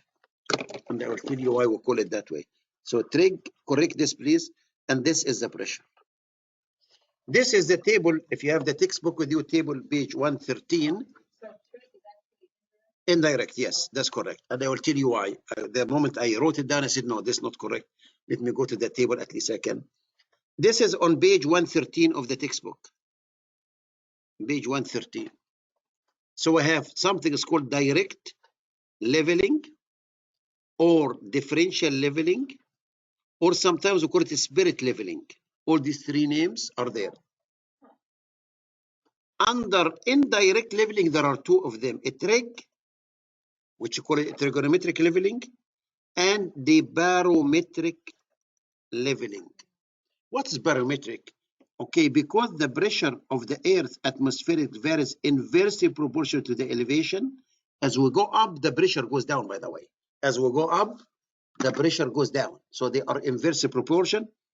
As we go up, yes, you're very hard to do. Okay, so we can use that. Because of the use limited, we don't use it at all. So this type of leveling, nobody is using because it's not really a good indication. Okay, so it is, we are using, our discussion is going to be limited to the trig leveling and the direct leveling. But I need you to know there is something called barometric leveling, because inversely proportional, here it is very inversely with the elevation. As the elevation goes up, the pressure goes down. So direct leveling or differential leveling or spirit leveling is the one I draw this here. I say that we put an instrument, here is the HI, and we take the reading backside, and this is called direct leveling. Direct leveling, you will get the reading directly. Okay. So what is the trig leveling? A trigonometric leveling. A trig leveling, a trig is under indirect. The reason that they put it under indirect, if you have a flagpole like this, or a monument or any fixed object like that, a flagpole, here it is a flag, and they need to get the elevation of this point. I need to get the elevation of the top of the flagpole. Or you have a water tower. Let's take a water tower as a good example. You have a water tower, storage tank for, okay, water. This is water. Okay. And you need to get the elevation of the tip of this tower. This water tower here. Can you get the elevation? For the trig leveling, for the, sorry, the differential leveling first, we do have an instrument and we have a rod. This is surveying rod, the one I showed you before, where I have many of them here. Surveying rod is a scale. Here it is. It is a scale. Okay, and I will show you how to read the rod. Okay, the Lincoln rod and Philly rod and all these things. I will show you. I have all these rods and I can show you how to read these rods. Some of them are metric, like this one here. This is a metric, not English. Okay, this is SI, and we need to know how to read it also, because sometimes they can ask you on the exam some questions. Maybe you consider it silly, but we need to. So if I need to get the elevation of the top of this water tank, how can I get it?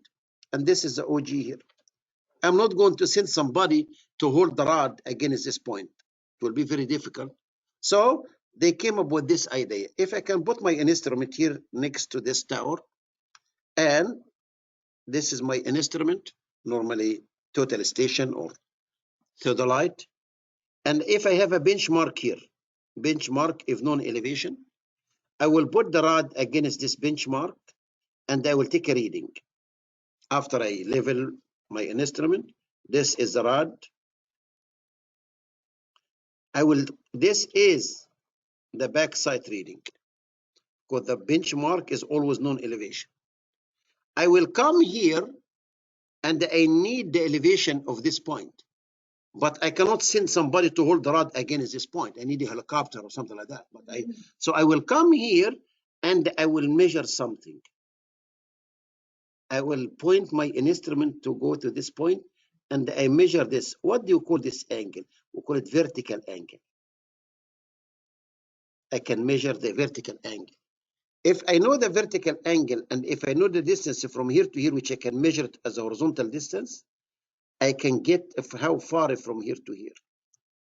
And I know the HI because I know this elevation and I know this one here, I can get the HI. So in this case, I can get this distance, I add it to the HI, I can get the elevation. This is called indirect.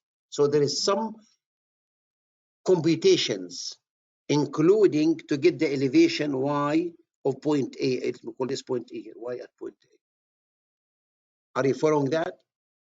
So on the exam, they might ask you this question, by the way, in a way that he will not ask you. He will tell you, he might, I don't know what they are asking, just I'm thinking about what type of question they might ask, okay? Okay. So if you do have a flag, this is a flag, and this is a flag pole here, okay? Or a sign pole flag. And this is the pole that's holding this. You see that you have a flag pole, okay, shown. Which method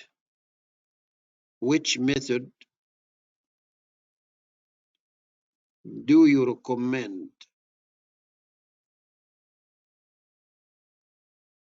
to determine the elevation of point A? He will name this point A, that at the top of the flag pole. And he will give you 4 answers, A, B, C, D. He will tell you differential leveling,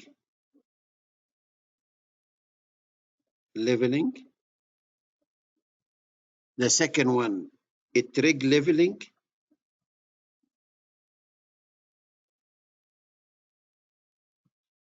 a 3-wire leveling,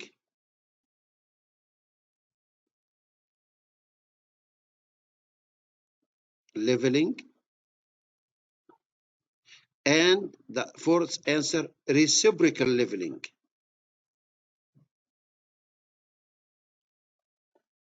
All of this discussed in chapter 5, all of them in depth. What will be the best answer for this? Okay, this is a correct answer. Like the water tank we just talked about.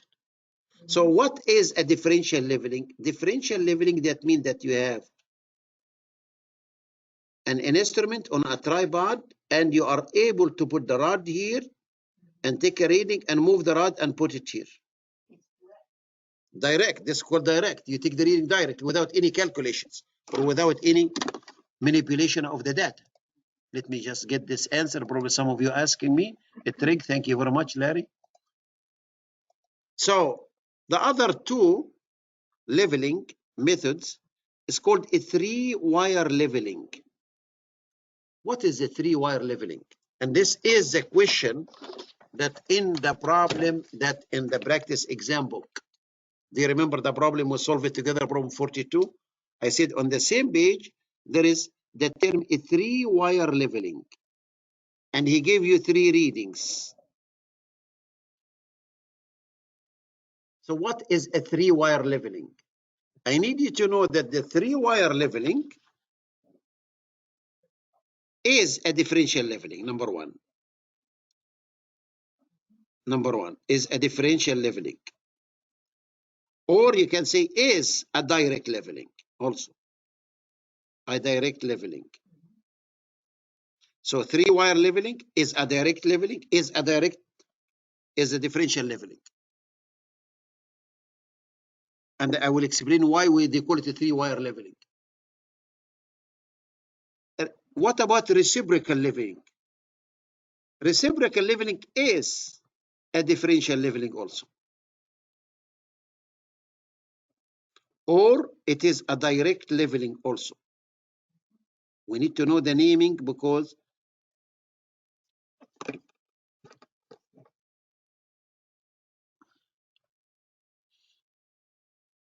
so what is a three-wire leveling?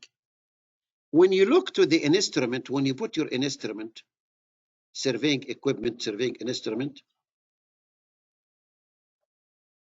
and you put the rod at the proper location, and you look and read, what do you read? You will find that this eye, or let me get my book, probably has a better drawing than mine. What reading are we taking? We are taking the reading at the crosshair. In my textbook, on page 117 on my textbook, that's why I said that. If you look to any instrument, you will find there are three hairs. This is on page 117 of the textbook. We have something like this. We'll call it top hair.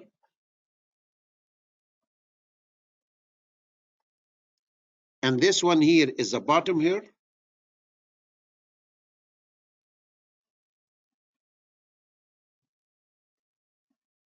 And the one at the cross is called the crosshair, which is the intersection of the vertical with the horizontal. This point, we'll call it a crosshair.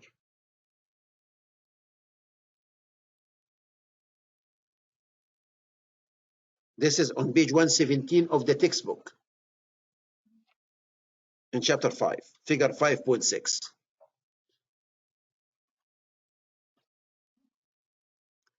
So if you look to the eyepiece of any surveying equipment, you will see these three lines. The top hair and the crosshair and the bottom hair. When we read, which one do we read? Normally we read the crosshair. So the reading of the rod, the RR, we take it at the crosshair. For those who are in the field, you look to the instrument and we read the crosshair, which is the intersection of the vertical with the horizontal line, which is the reading at this point. Whatever the reading is on this. They came up with the three-wire leveling as a method or a way to increase the accuracy. So they are saying, we're already there. I can read the top hair, I can read the middle hair, which is the crosshair, and I can read the bottom hair. I can take a three read and average the three readings. And this is why they call it a three-wire leveling. And this is why the problem that we are referring to, here it is, you will find that for the backside is not only one reading. I have a top hair and the crosshair and the lower hair. So, and the same story for the foresight, three readings. So basically, we'll take these three readings and average them. I will take 5.242 plus the 4.495 plus the 3.751. If you add them and divide it by 3, you will get the average backside.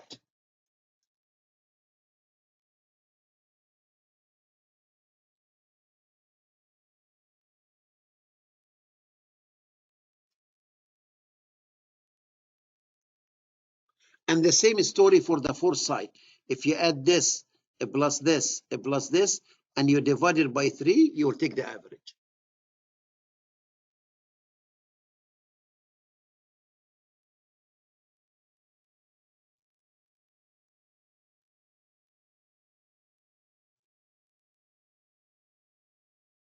So he's saying in this problem, he said that the backside elevation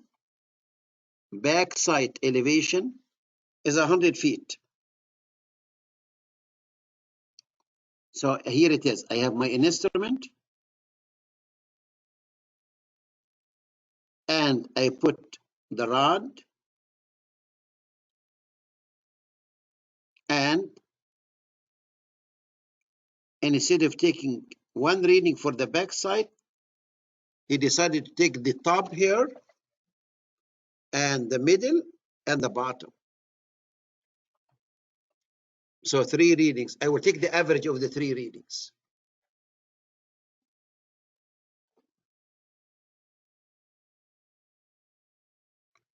So the backside elevation is 100 feet. What is the elevation of the foreside? We took the rod somewhere here. And normally we keep this distance, by the way, this distance and this distance, we keep them equal. If this is X, we'll call it this is X. This is the rod also, the rod is here. Why we need to keep this distance and distance are equal?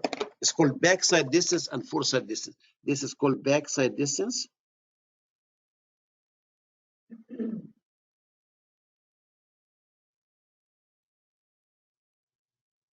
And this we'll call it foreside distance.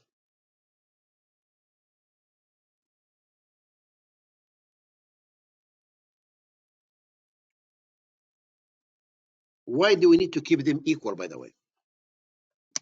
This is another question. They said it is recommended that the backside and the foreside distance to be equal. And the question is why? Why we are trying to keep the backside and the foreside distances are equal? Why? Do you remember? Huh? More accurate, this is a lawyer answer. I need an engineering answer. Well, don't get upset if you have a wife or a friend who's a lawyer. I don't mean to insult anybody, but more accurate, I agree with you. But in what sense? Now we need an engineering answer. Okay.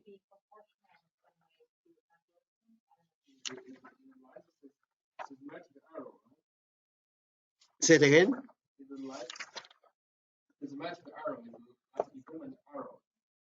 Okay, you are getting there. You are getting there. Okay. You are getting there. I discussed this also. Do you remember there is an error is called C plus R? What's C plus R? And this is the engineering answer they expected from you. No. Correction, no. This is curvature. Curvature. And this is refraction.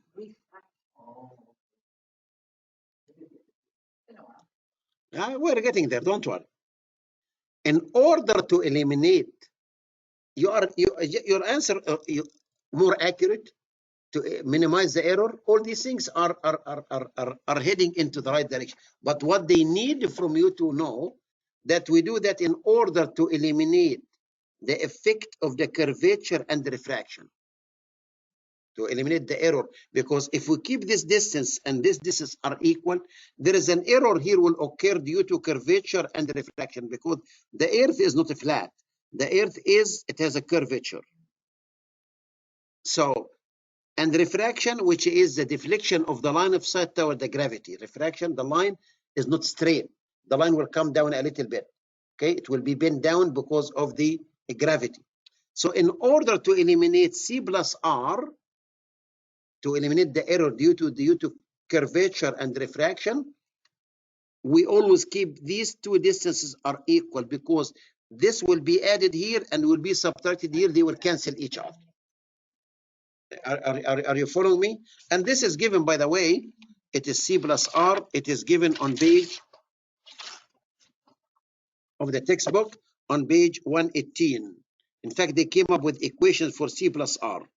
If you like to calculate what is the effect of the curvature and refraction, here it is. Curvature and refraction. I talked about that. Okay, in leveling, it is necessary to consider the effect of the curvature of the earth and the atmospheric refraction, which affects the line of sight. This is the C plus R. So they will throw this in the question. Yes, it's better to get better accurate reading, but accurate reading in what sense? By eliminating the effect of the curvature and the refraction. Okay, and I can talk about this in more, just I need to. So going back to the problem number 43.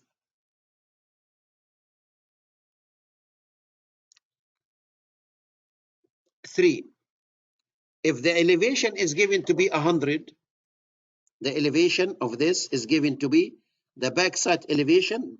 This elevation here is 100. He gave it to me. He's asking what is the elevation of the foresight. How much is the elevation of this point? Why here? Basically, instead of dealing with one number, I will add these and divide by 3. I will add it to 100. And I will add these 3 and divide by 3 and subtract it from the HI. I will get the elevation here. Are you following me? And instead of dealing with one number, I'm dealing with the 3 numbers. So I will add them up and divide by 3, and I will add it to 100, will give me the HI. I will take these 3 readings and divide it by 3 and subtract it, and this will give me the elevation. So what answer did you find after I explained this? What answer? Can you do this for me?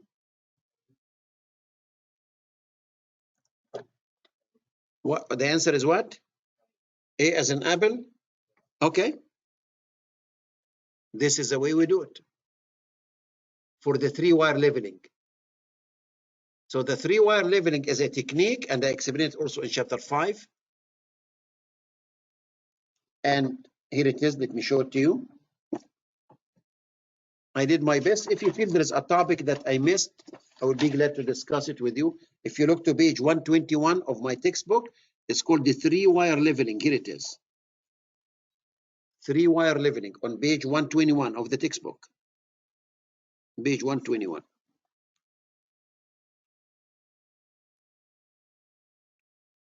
And there is a table here. It does have the 3-wire leveling operation.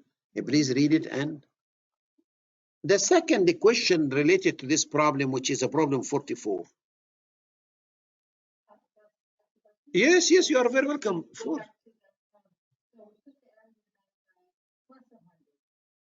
That's correct. This will give me the HI. And I will take the average of the, go ahead, sorry.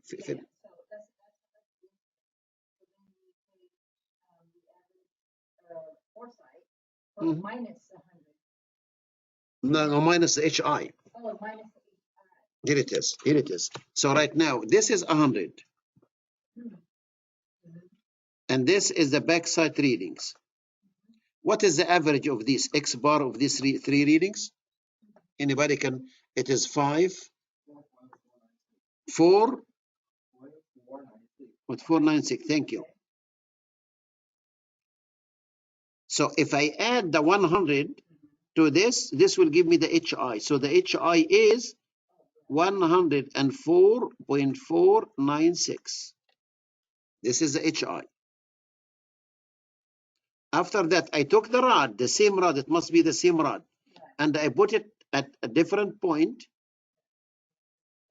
This is the force exactly. And he took a reading, not reading, 3 readings. What is the average of the 4 sides?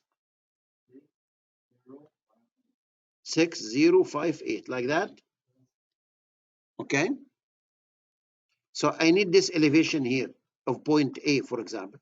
So I say YA is equal 100 plus the 4.496 minus 6.058. If we get the answer A, that means that we did it right.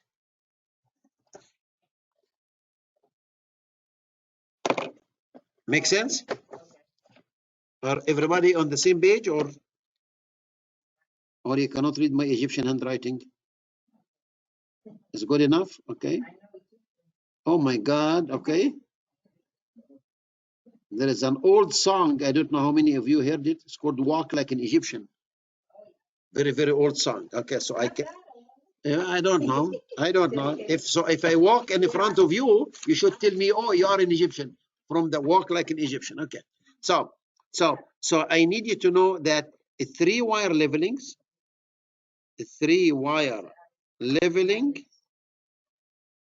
is a differential leveling, is a direct leveling. But instead of relying on one reading of the cross here, when if you look to the eyepiece of the instrument, you'll find there is a crosshair like this. If you don't have any equipment, I have equipment here, I can show it to you. Okay. So this is called the crosshair. This is the reading that we take normally at the intersection of this. But they found that we do have a hair here, which you call it hair here. Do you remember what you call this hair? By the way, it has another name. This is in chapter 4. We'll cover this in chapter 4. This hair, the top hair, and the bottom hair, we call them stadia hair. Stadia hair. Do you remember stadia? What's stadia? In chapter 4. Chapter 4. The second page of chapter 4, there is something called the stadia. Tachometry? The symbol I. Does that come in that one? The symbol I? No? All right. I can't remember. Okay, I might be wrong. Now, if you look to page, and here it is. Can you look to page 77? Unless you mean lowercase I, probably yes. Yes. Okay, not uppercase. Uppercase I is the deflection angle for vertical, for care. So that's why I say probably yes. So if you look to page 77 of the textbook, again, I'm referring to the textbook, you will find there is something called the stadia or tachometry. This is on page, this is chapter 4. And we need to know the difference between horizontal stadia and inclined stadia. I covered this also in chapter 4. It's called, so measurement by stadia for horizontal side. We need to know that. And if you flip the page, you will find that there is inclined side. Because sometimes we flip our instrument or tilt our instrument because we need to have a reading, but not horizontal. It is inclined by this angle theta. And this is very important. I can explain this tonight also before we leave. So stadia, there are 2 types of measurements or 2 types of techniques for stadia. So they call it a stadia here because we take the top reading and the bottom reading, and the difference between these 2, we call it what? It has a name, we call it S. S is called intercept or rod intercept. Rod intercept.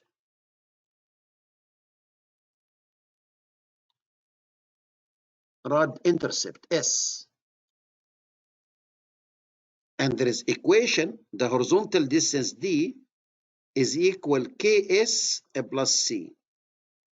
Can you tell me which equation is that? This is equation 4-1. Can you tell me which page is that? This is equation 4-1 of the same chapter, chapter 4. Which page is that? Page equation 4-1, if I remember correctly. Did you find it? Page 77. Page 77. It has the same number, 4-1. at the bottom of the Yes. page? D, which is a horizontal distance, is equal KS plus C. S is the rod intercept, or simply call it intercept. What is the rod intercept? Is the difference in reading between the top hair minus bottom hair. So the rod intercept S is equal to the top hair reading, top hair, minus the bottom hair.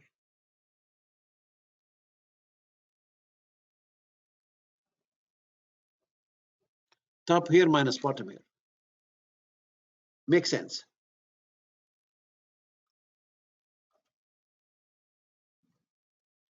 Okay, and this is indicated in chapter 4, as I mentioned. You need to watch the on demand. Here it is. So this is, here it is, S, and shown on figure 4.1, rod intercept, which is basically the reading from here to here. This is S. S as is Charlie.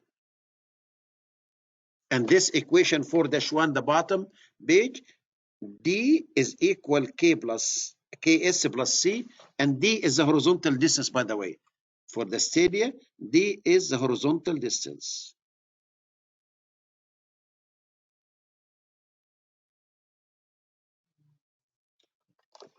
And what is K? K, it has a name.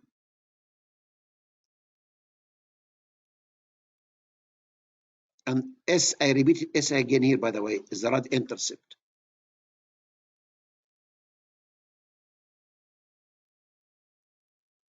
K is normally, we take it 100, by the way. If it's not given in the problem statement, the default value is 100.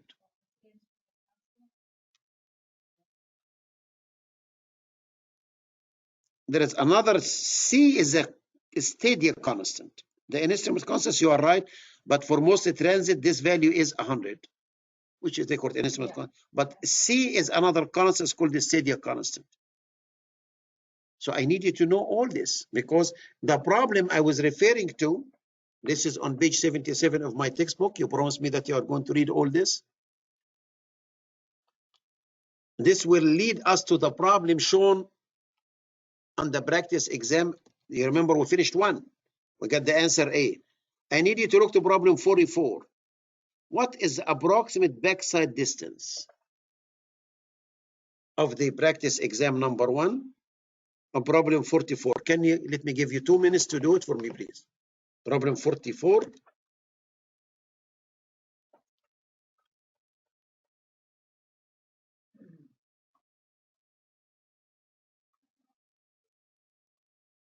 Page 67.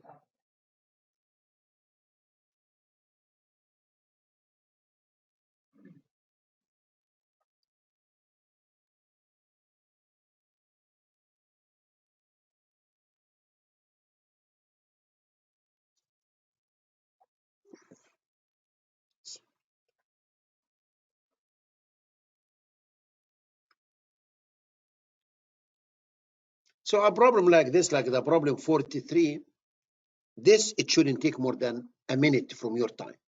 So this is the easy problems. The problem, the one who solve it together, 43, the moment you read it and you know the 3-wire leveling, you'll average these 3 read, average this, add, subtract, bingo. So this is a 1-minute question. You see, yeah, I believe you did it in less than a minute. Okay, but after you practice and after you know what is the 3-wire leveling, what should do with this number, all these things, preparation. Sorry. But if you don't know what's the 3-wire leveling and go to the index of a book and they try to look for what is the definition, forget it. The exam, you should not really look to the index of any book while you are at the exam site or on the exam site, because there is no time. You're supposed to work like a crazy, very quick. And if there is one question at the end or 2 questions you don't know and you flag them, and you have 2 minutes or 3 minutes, you'd like to look to the index of any book you have, you may be lucky that you can find 1 or 2 questions that you can find time for them at the end. But most of the engineers who took the exam, They work until about equation number 40 or maybe 45, and there is no time left. So they guess the last 10 questions, for example. And you don't have to get 100% to pass. Okay. So what's the answer for number 44? And what equation we are going to use to do that? The equation I just mentioned, the horizontal distance D is equal Ks plus C. K normally we take it 100. If it's not given, I will take it 100. And C, which is the constant for the stadia, normally we take it 0. It's mentioned in the book for why we take it 0. So that all the what I need to get S. What is S here? S is the difference between the top here and the bottom here. So if you take, the back side, I'm sorry. Okay. This here minus this here, sorry. I went to the 4 side. Are we getting close to 7? Okay, yeah. Because when I got tired, okay. So back side, can you take the difference between this and this? And you multiply it by 100, you get an answer. And the answer is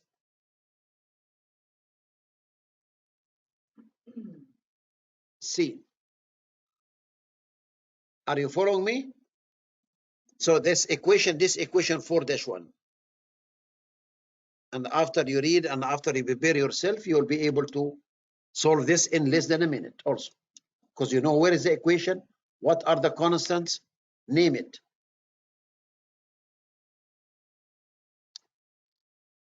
So it's just a difference between top and bottom. This is a definition. It's called rod intercept. It is rod intercept. Rod intercept, or just simply intercept in the study. Here it is. Rod intercept is given on page 77. Here it is. If the distance from the top stadia here to the bottom of the stadia here is S, here it is. I define it for you. Here it is. On page 77. It's just a matter of you need to read it and highlight it. Always I highlight the most important things. Sometimes I underline it for you. And this is the equation. But not the 4 side, top and bottom, but the back side. But this is asking for the back side. Just for the back side. So you would solve the 4 side the same way? Oh, that's correct. If you ask for the 4 side distance, yes, we do the same thing. Yeah. Oh, okay. Yeah, which is the distance between the top here and the bottom here for any reading, whatever reading, back side or 4 side. Whatever you ask for. Okay. Exactly. Yes. Let me grab this question because I believe one of you is raising the hand. I'm sorry, my friend. Just I got distracted by talking about all these things, and yeah, the problem I believe is asking for the back side. When I went to the 4 side, I thought this asking for the 4 side, but my friend told me that he's asking for the back side. So let me grab the question here. Can we unmute me? Let me try Harry. I don't know. Larry, sorry. Questions. Let me, if I cannot, I will do my best to fix it. Larry, okay. I will try to get Larry unmuted. Here we go. For some reason, you are on the phone or what, Larry? Because I cannot unmute you. I can mute other engineers except you. Ken, for example, Ken, I am able. No, here it is. I did. Can you talk right now? Dr. Mansour, good evening. Yes, can you hear here me? we go. Your voice is so nice and loud, so everybody can hear you. Okay, Thank you very much. quick question. At the beginning of this problem, you mentioned differential, direct, or spirit leveling versus trigonometric leveling. Yes. The problem that you're talking about, I just want to understand if I understand my definitions. The problem starts out as a 3-wire level problem, which by definition, a 3-wire level is a differential or direct leveling type of problem, correct? That's correct. Now, since we're applying this equation, D is equal to KS plus C, does that basically mean that we're also using the principles of trigonometric leveling as well in this problem? No, this is the stadia method. KS plus C is the stadia. Okay, distance. Let me just make sure that I understand. Now, the equation, that equation 4-1, which is D, which is a horizontal distance. Let me get rid of this marker because I believe it's gone. And let me use horizontal distance. Thank you. Is equal to the equation KS plus C. This is based on this equation 4.1 in my book. This is called the stadia. Stadia is indirect way of measuring the distance, not a direct. It's not like an instrument that we use it on a daily basis, which is EDM. What is EDM?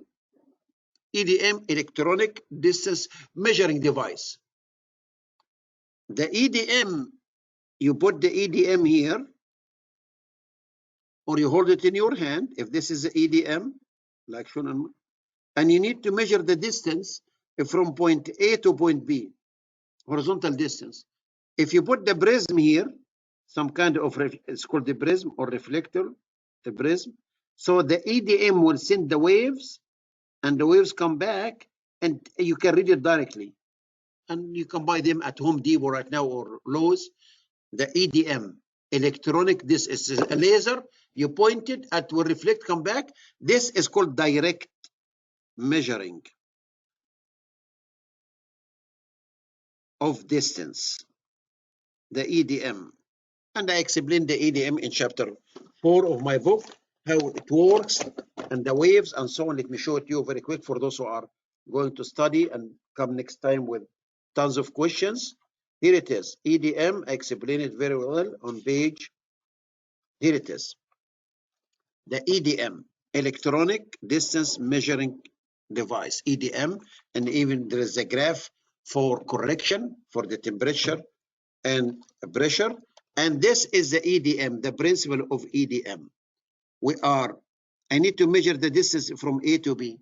So this is the EDM. It will send waves at certain wavelengths. It will reflect on this. Nowadays they reflect on the any surface and come back. It will give you a reading. This is the direct. EDM will give you a direct reading of the distance between 2 points. Okay. A stadia is a technique, is not an instrument. A stadia is a technique. Technique is not a measuring device. Stadia is a technique. Here it is. Techniques that indirectly provide required measurement. This is indirectly, it's not directly, because I have to plug it into the equation. Okay, equation 4.1, this one here. Stadia is a technique to calculate the horizontal distance indirectly, not directly. Because I have to like, okay. The EDM is measuring the distance between horizontal distance directly. The moment you push the button, you get it. The trig leveling versus differential leveling. Differential leveling is called direct leveling because basically you are putting the instrument and you can get the reading immediately. This is my instrument here, and this is a point A. The elevation is 496.2, and I need to get the elevation of point B. Let's assume that I know the elevation of this point here, and I need to get the elevation of this point. I will put the rod here, and I will take the reading, and this is the back side, and I will take the same rod and put it here, and I will take the foresight, and I will do the simple calculations. Take the elevation 496.2. I will add it to the back side. This will give me the HI. You will subtract the foresight, will give me the elevation of this. This is called direct leveling or differential leveling.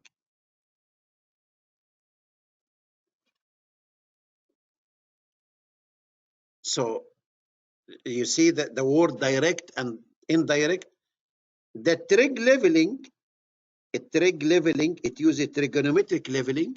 We are using the math or the trig relationships, like the water tower I was talking about. I need the elevation of this. I'm not going to send somebody to hold the rod here on top of this. It would be very difficult to send somebody on the top of this. So they said that I can put my instrument here. And if I know this elevation here at point A, we can get this from any benchmark.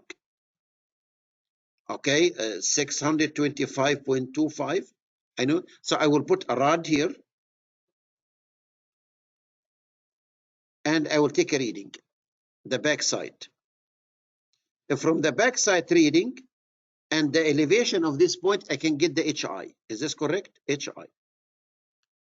Right now, what I will do, I will tilt my instrument, okay, that this must be capable of measuring the vertical angle, and I will point to this point here. And I will say that how much is this angle here? This is a vertical angle, V. And the distance from here to here, I can measure it with a tape. I will call this is X. So if you know X, which is from here to here, and you know this angle V, can you get this? Trig relationship, this over this is equal 10V, the vertical angle. So I can get Y. And Y, and I know the HI from here to here, so I can get the elevation of this. So I will add the Y to the HI, will give me. This is called a trig leveling because I'm using math. It's not direct. It's not just, this, you can get it directly. This is called direct, and this is indirect. Like the EDM, which is direct, versus stadia. Stadia is a technique you are using this equation. You are plugging in the equation to get the distance, like the one we did for the problem. Did I explain or did I answer your question, my friend? Larry, are you still there? Oh my God. What happened to Yes, I'm here, Mansour, I'm here. Okay, I thought, okay, just to make sure that I'm, okay. Did I answer your question? Wow, Okay, yeah, you explained it. The word technique is, I guess, what I needed to hear. I thought I was moving somewhere else. Okay, I understand. Stadia is a technique, is not an instrument. We have a rod, it's called the stadia rod. Why do you call it a stadia rod? Because when we read the rod reading, and this is why they came up with the stadia rod in chapter 5, you will find this is a very obvious rod. Here it is. Okay. If you look at it here, I just to make sure that, okay, this rod here, there's a rod is called a stadia rod, which is this C here. Just rod, they design it in a way that you can read it so easily because you are taking the reading for the stadia at the top and the bottom here. They needed to be very accurate. So they came up with something called a stadia rod. Okay, but a stadia is a technique that we use it in order to calculate, not measure. There is a huge difference, by the way, when you say calculate or measure. There is, and they use these words, by the way. There is a calculate versus measure. When you measure, if you have a tape, when you measure a distance using a tape, do you calculate or you measure? You measure. But exactly. But the calculate, this is some kind of calculations involved in it. Measure the distance between A and B. I will use the EDM. I will put my instrument here and miss A and B, and so on. So be careful with the wording because this wording, believe me, it could be misleading and it could be the difference between right and wrong. Make sense? Okay. Yes. So, okay. Any other questions, Larry? Since you are still in the air. So again, a two-peg test is another technique, correct? Another technique of what? Of direct leveling?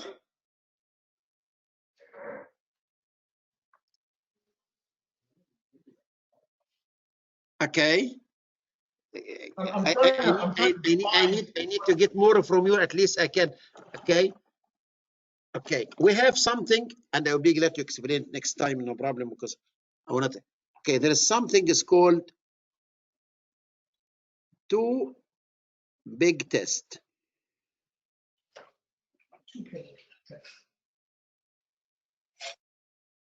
Okay. Have you heard about this before?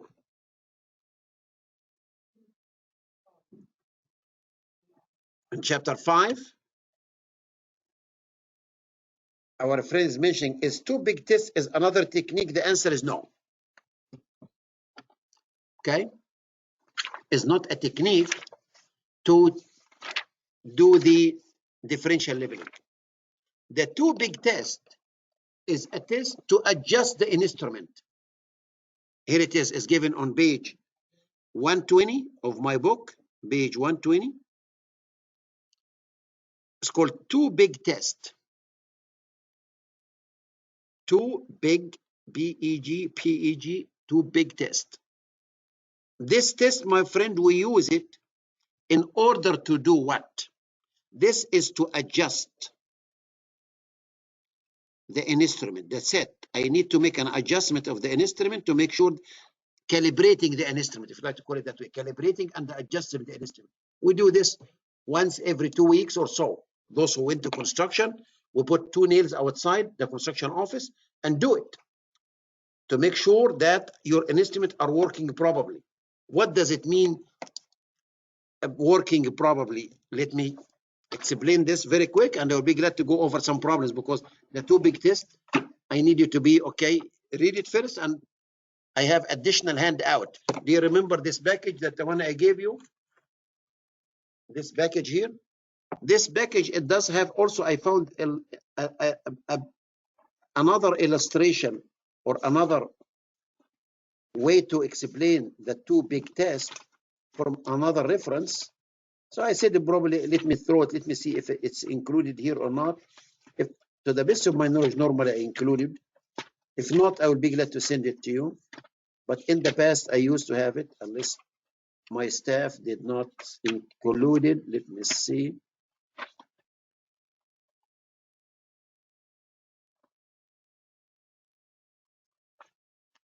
No, here it is. Okay, there is one handout we sent to everybody, a package this thick.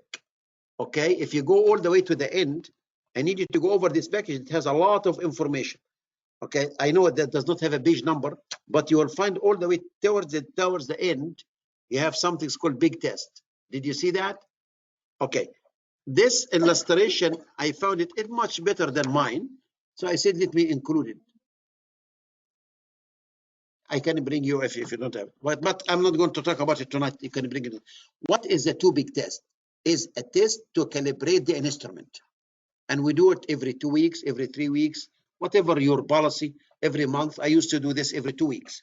When I was in construction, I take the instrument outside the construction office and do it to make sure that the instrument is working right. What is the purpose of the two big test or the big test? You know, this is the eyepiece. This is the tube that I look through. This is my eye here. Mr. Mansour is here and looking here. The telescope of any instrument has a. So we do have the axis of your sight, line of sight. The line of sight, it has a direction. Before you put your instrument here, you have a bubble tube. Do you know the bubble tube? The bubble, okay, the vial, okay, or the bubble. You're supposed to level your instrument very well. Okay, before we do any testing, we need to make sure it's called. It has. There is something I discussed in chapter 3. It's called left thumb rule. Do you know the left thumb rule? It's in chapter 3. Okay, I will show it to you before I leave. The left thumb rule. We have the right hand rule, okay, in mechanics of materials. Surveyors, they came up with the left thumb rule, a way to adjust it using the knobs. Exactly, to bring the bubble in the middle. Here it is. You remember that. Here it is. It's called left thumb rule. It is on page 73. I can talk about this later on because time is running out. But let's go and focus on one thing. To answer your question, my friend, is the two big test is another technique? No. The two big test, or simply the big test, is a test in order to. So the bubble, it has an axis. These two axes, they must be parallel to each other. If they are not parallel to each other because of the instrument, it is out of adjustment, we have to make sure that they are. So if you look to the statement mentioned at the beginning, the purpose of the big test is to check that the line of sight through the level is horizontal, which is parallel to the axis of the bubble tube. This is here it is in pure English, not Egyptian English. So it's not a technique of leveling. No, it is a method of adjusting the instrument or calibrating the instrument, or make sure the instrument is working right. Because if these two lines are not parallel to each other, the instrument will give you an error. But since you adjust it, that's it. I go and use it for differential leveling, or a trig leveling, or reciprocal leveling, or a three-wire leveling. But big test or two big test is not a technique for leveling. No, it is just a technique to adjust. The moment you adjust, you are no longer. And we do this, as I told you, outside the office. Normally, okay, you drive two nails. They are almost 200 feet apart, 100 feet. Normally, you can walk it. This distance, you can just base it. If you have a tape, that's fine. 100 feet and 100 feet. You put the instrument in between. And there are two setups. This is setup number one. Setup number one, where you put the instrument in the middle. And you take two readings, reading at point A and reading at point B. After that, this is setup number two. Setup number two. This still the two nails outside at the same location. Setup number two, I move the instrument very close to one end. And based on these readings of the setup number one and setup number two, we make the adjustment and do the calculations, which I can talk about it next time. So the two big test is a calibration test or adjustment test to make sure that the instrument is in good condition, where the line of sight and the instrument's axis are parallel to each other. The line of sight, or the axis of the line of sight, and the axis of the bubble, they are parallel to each other. If they are crossing each other, you will get bad readings. And as I told you, that we do it, okay, every couple of weeks or every whatever your policy is in your department. Okay, so I need you to study. I need you to go and read chapters and read. I will scan these things and send it to all of you. At least you can figure out if there is any mistake, typo, or anything. We need to be also, when we are talking about conceptual questions, exam is not just only calculations. No, exam is also a mixture between calculations and conceptual questions like this. And we need to understand both, and we need to be ready for both. For those who are taking the class with us, you received something from us, a USB like this, a green one. Why green? Why did I select green? Do you know the Green Party? Not just, okay.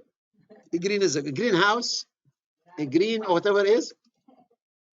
And now, this, it does have the 497 questions.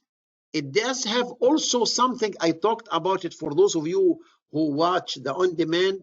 I am talking about a DVD for surveying equipment methods. It used to be on a DVD like this. Let me see if I have a DVD. It used to be on a DVD like this. It used to be like this, on a DVD like this. But most of the computers nowadays, they have no longer have a DVD. So we put this on the USB. So what the content of the DVD I'm referring to, it is here. If you open this, you will find a file is called Surveying Equipment and Method.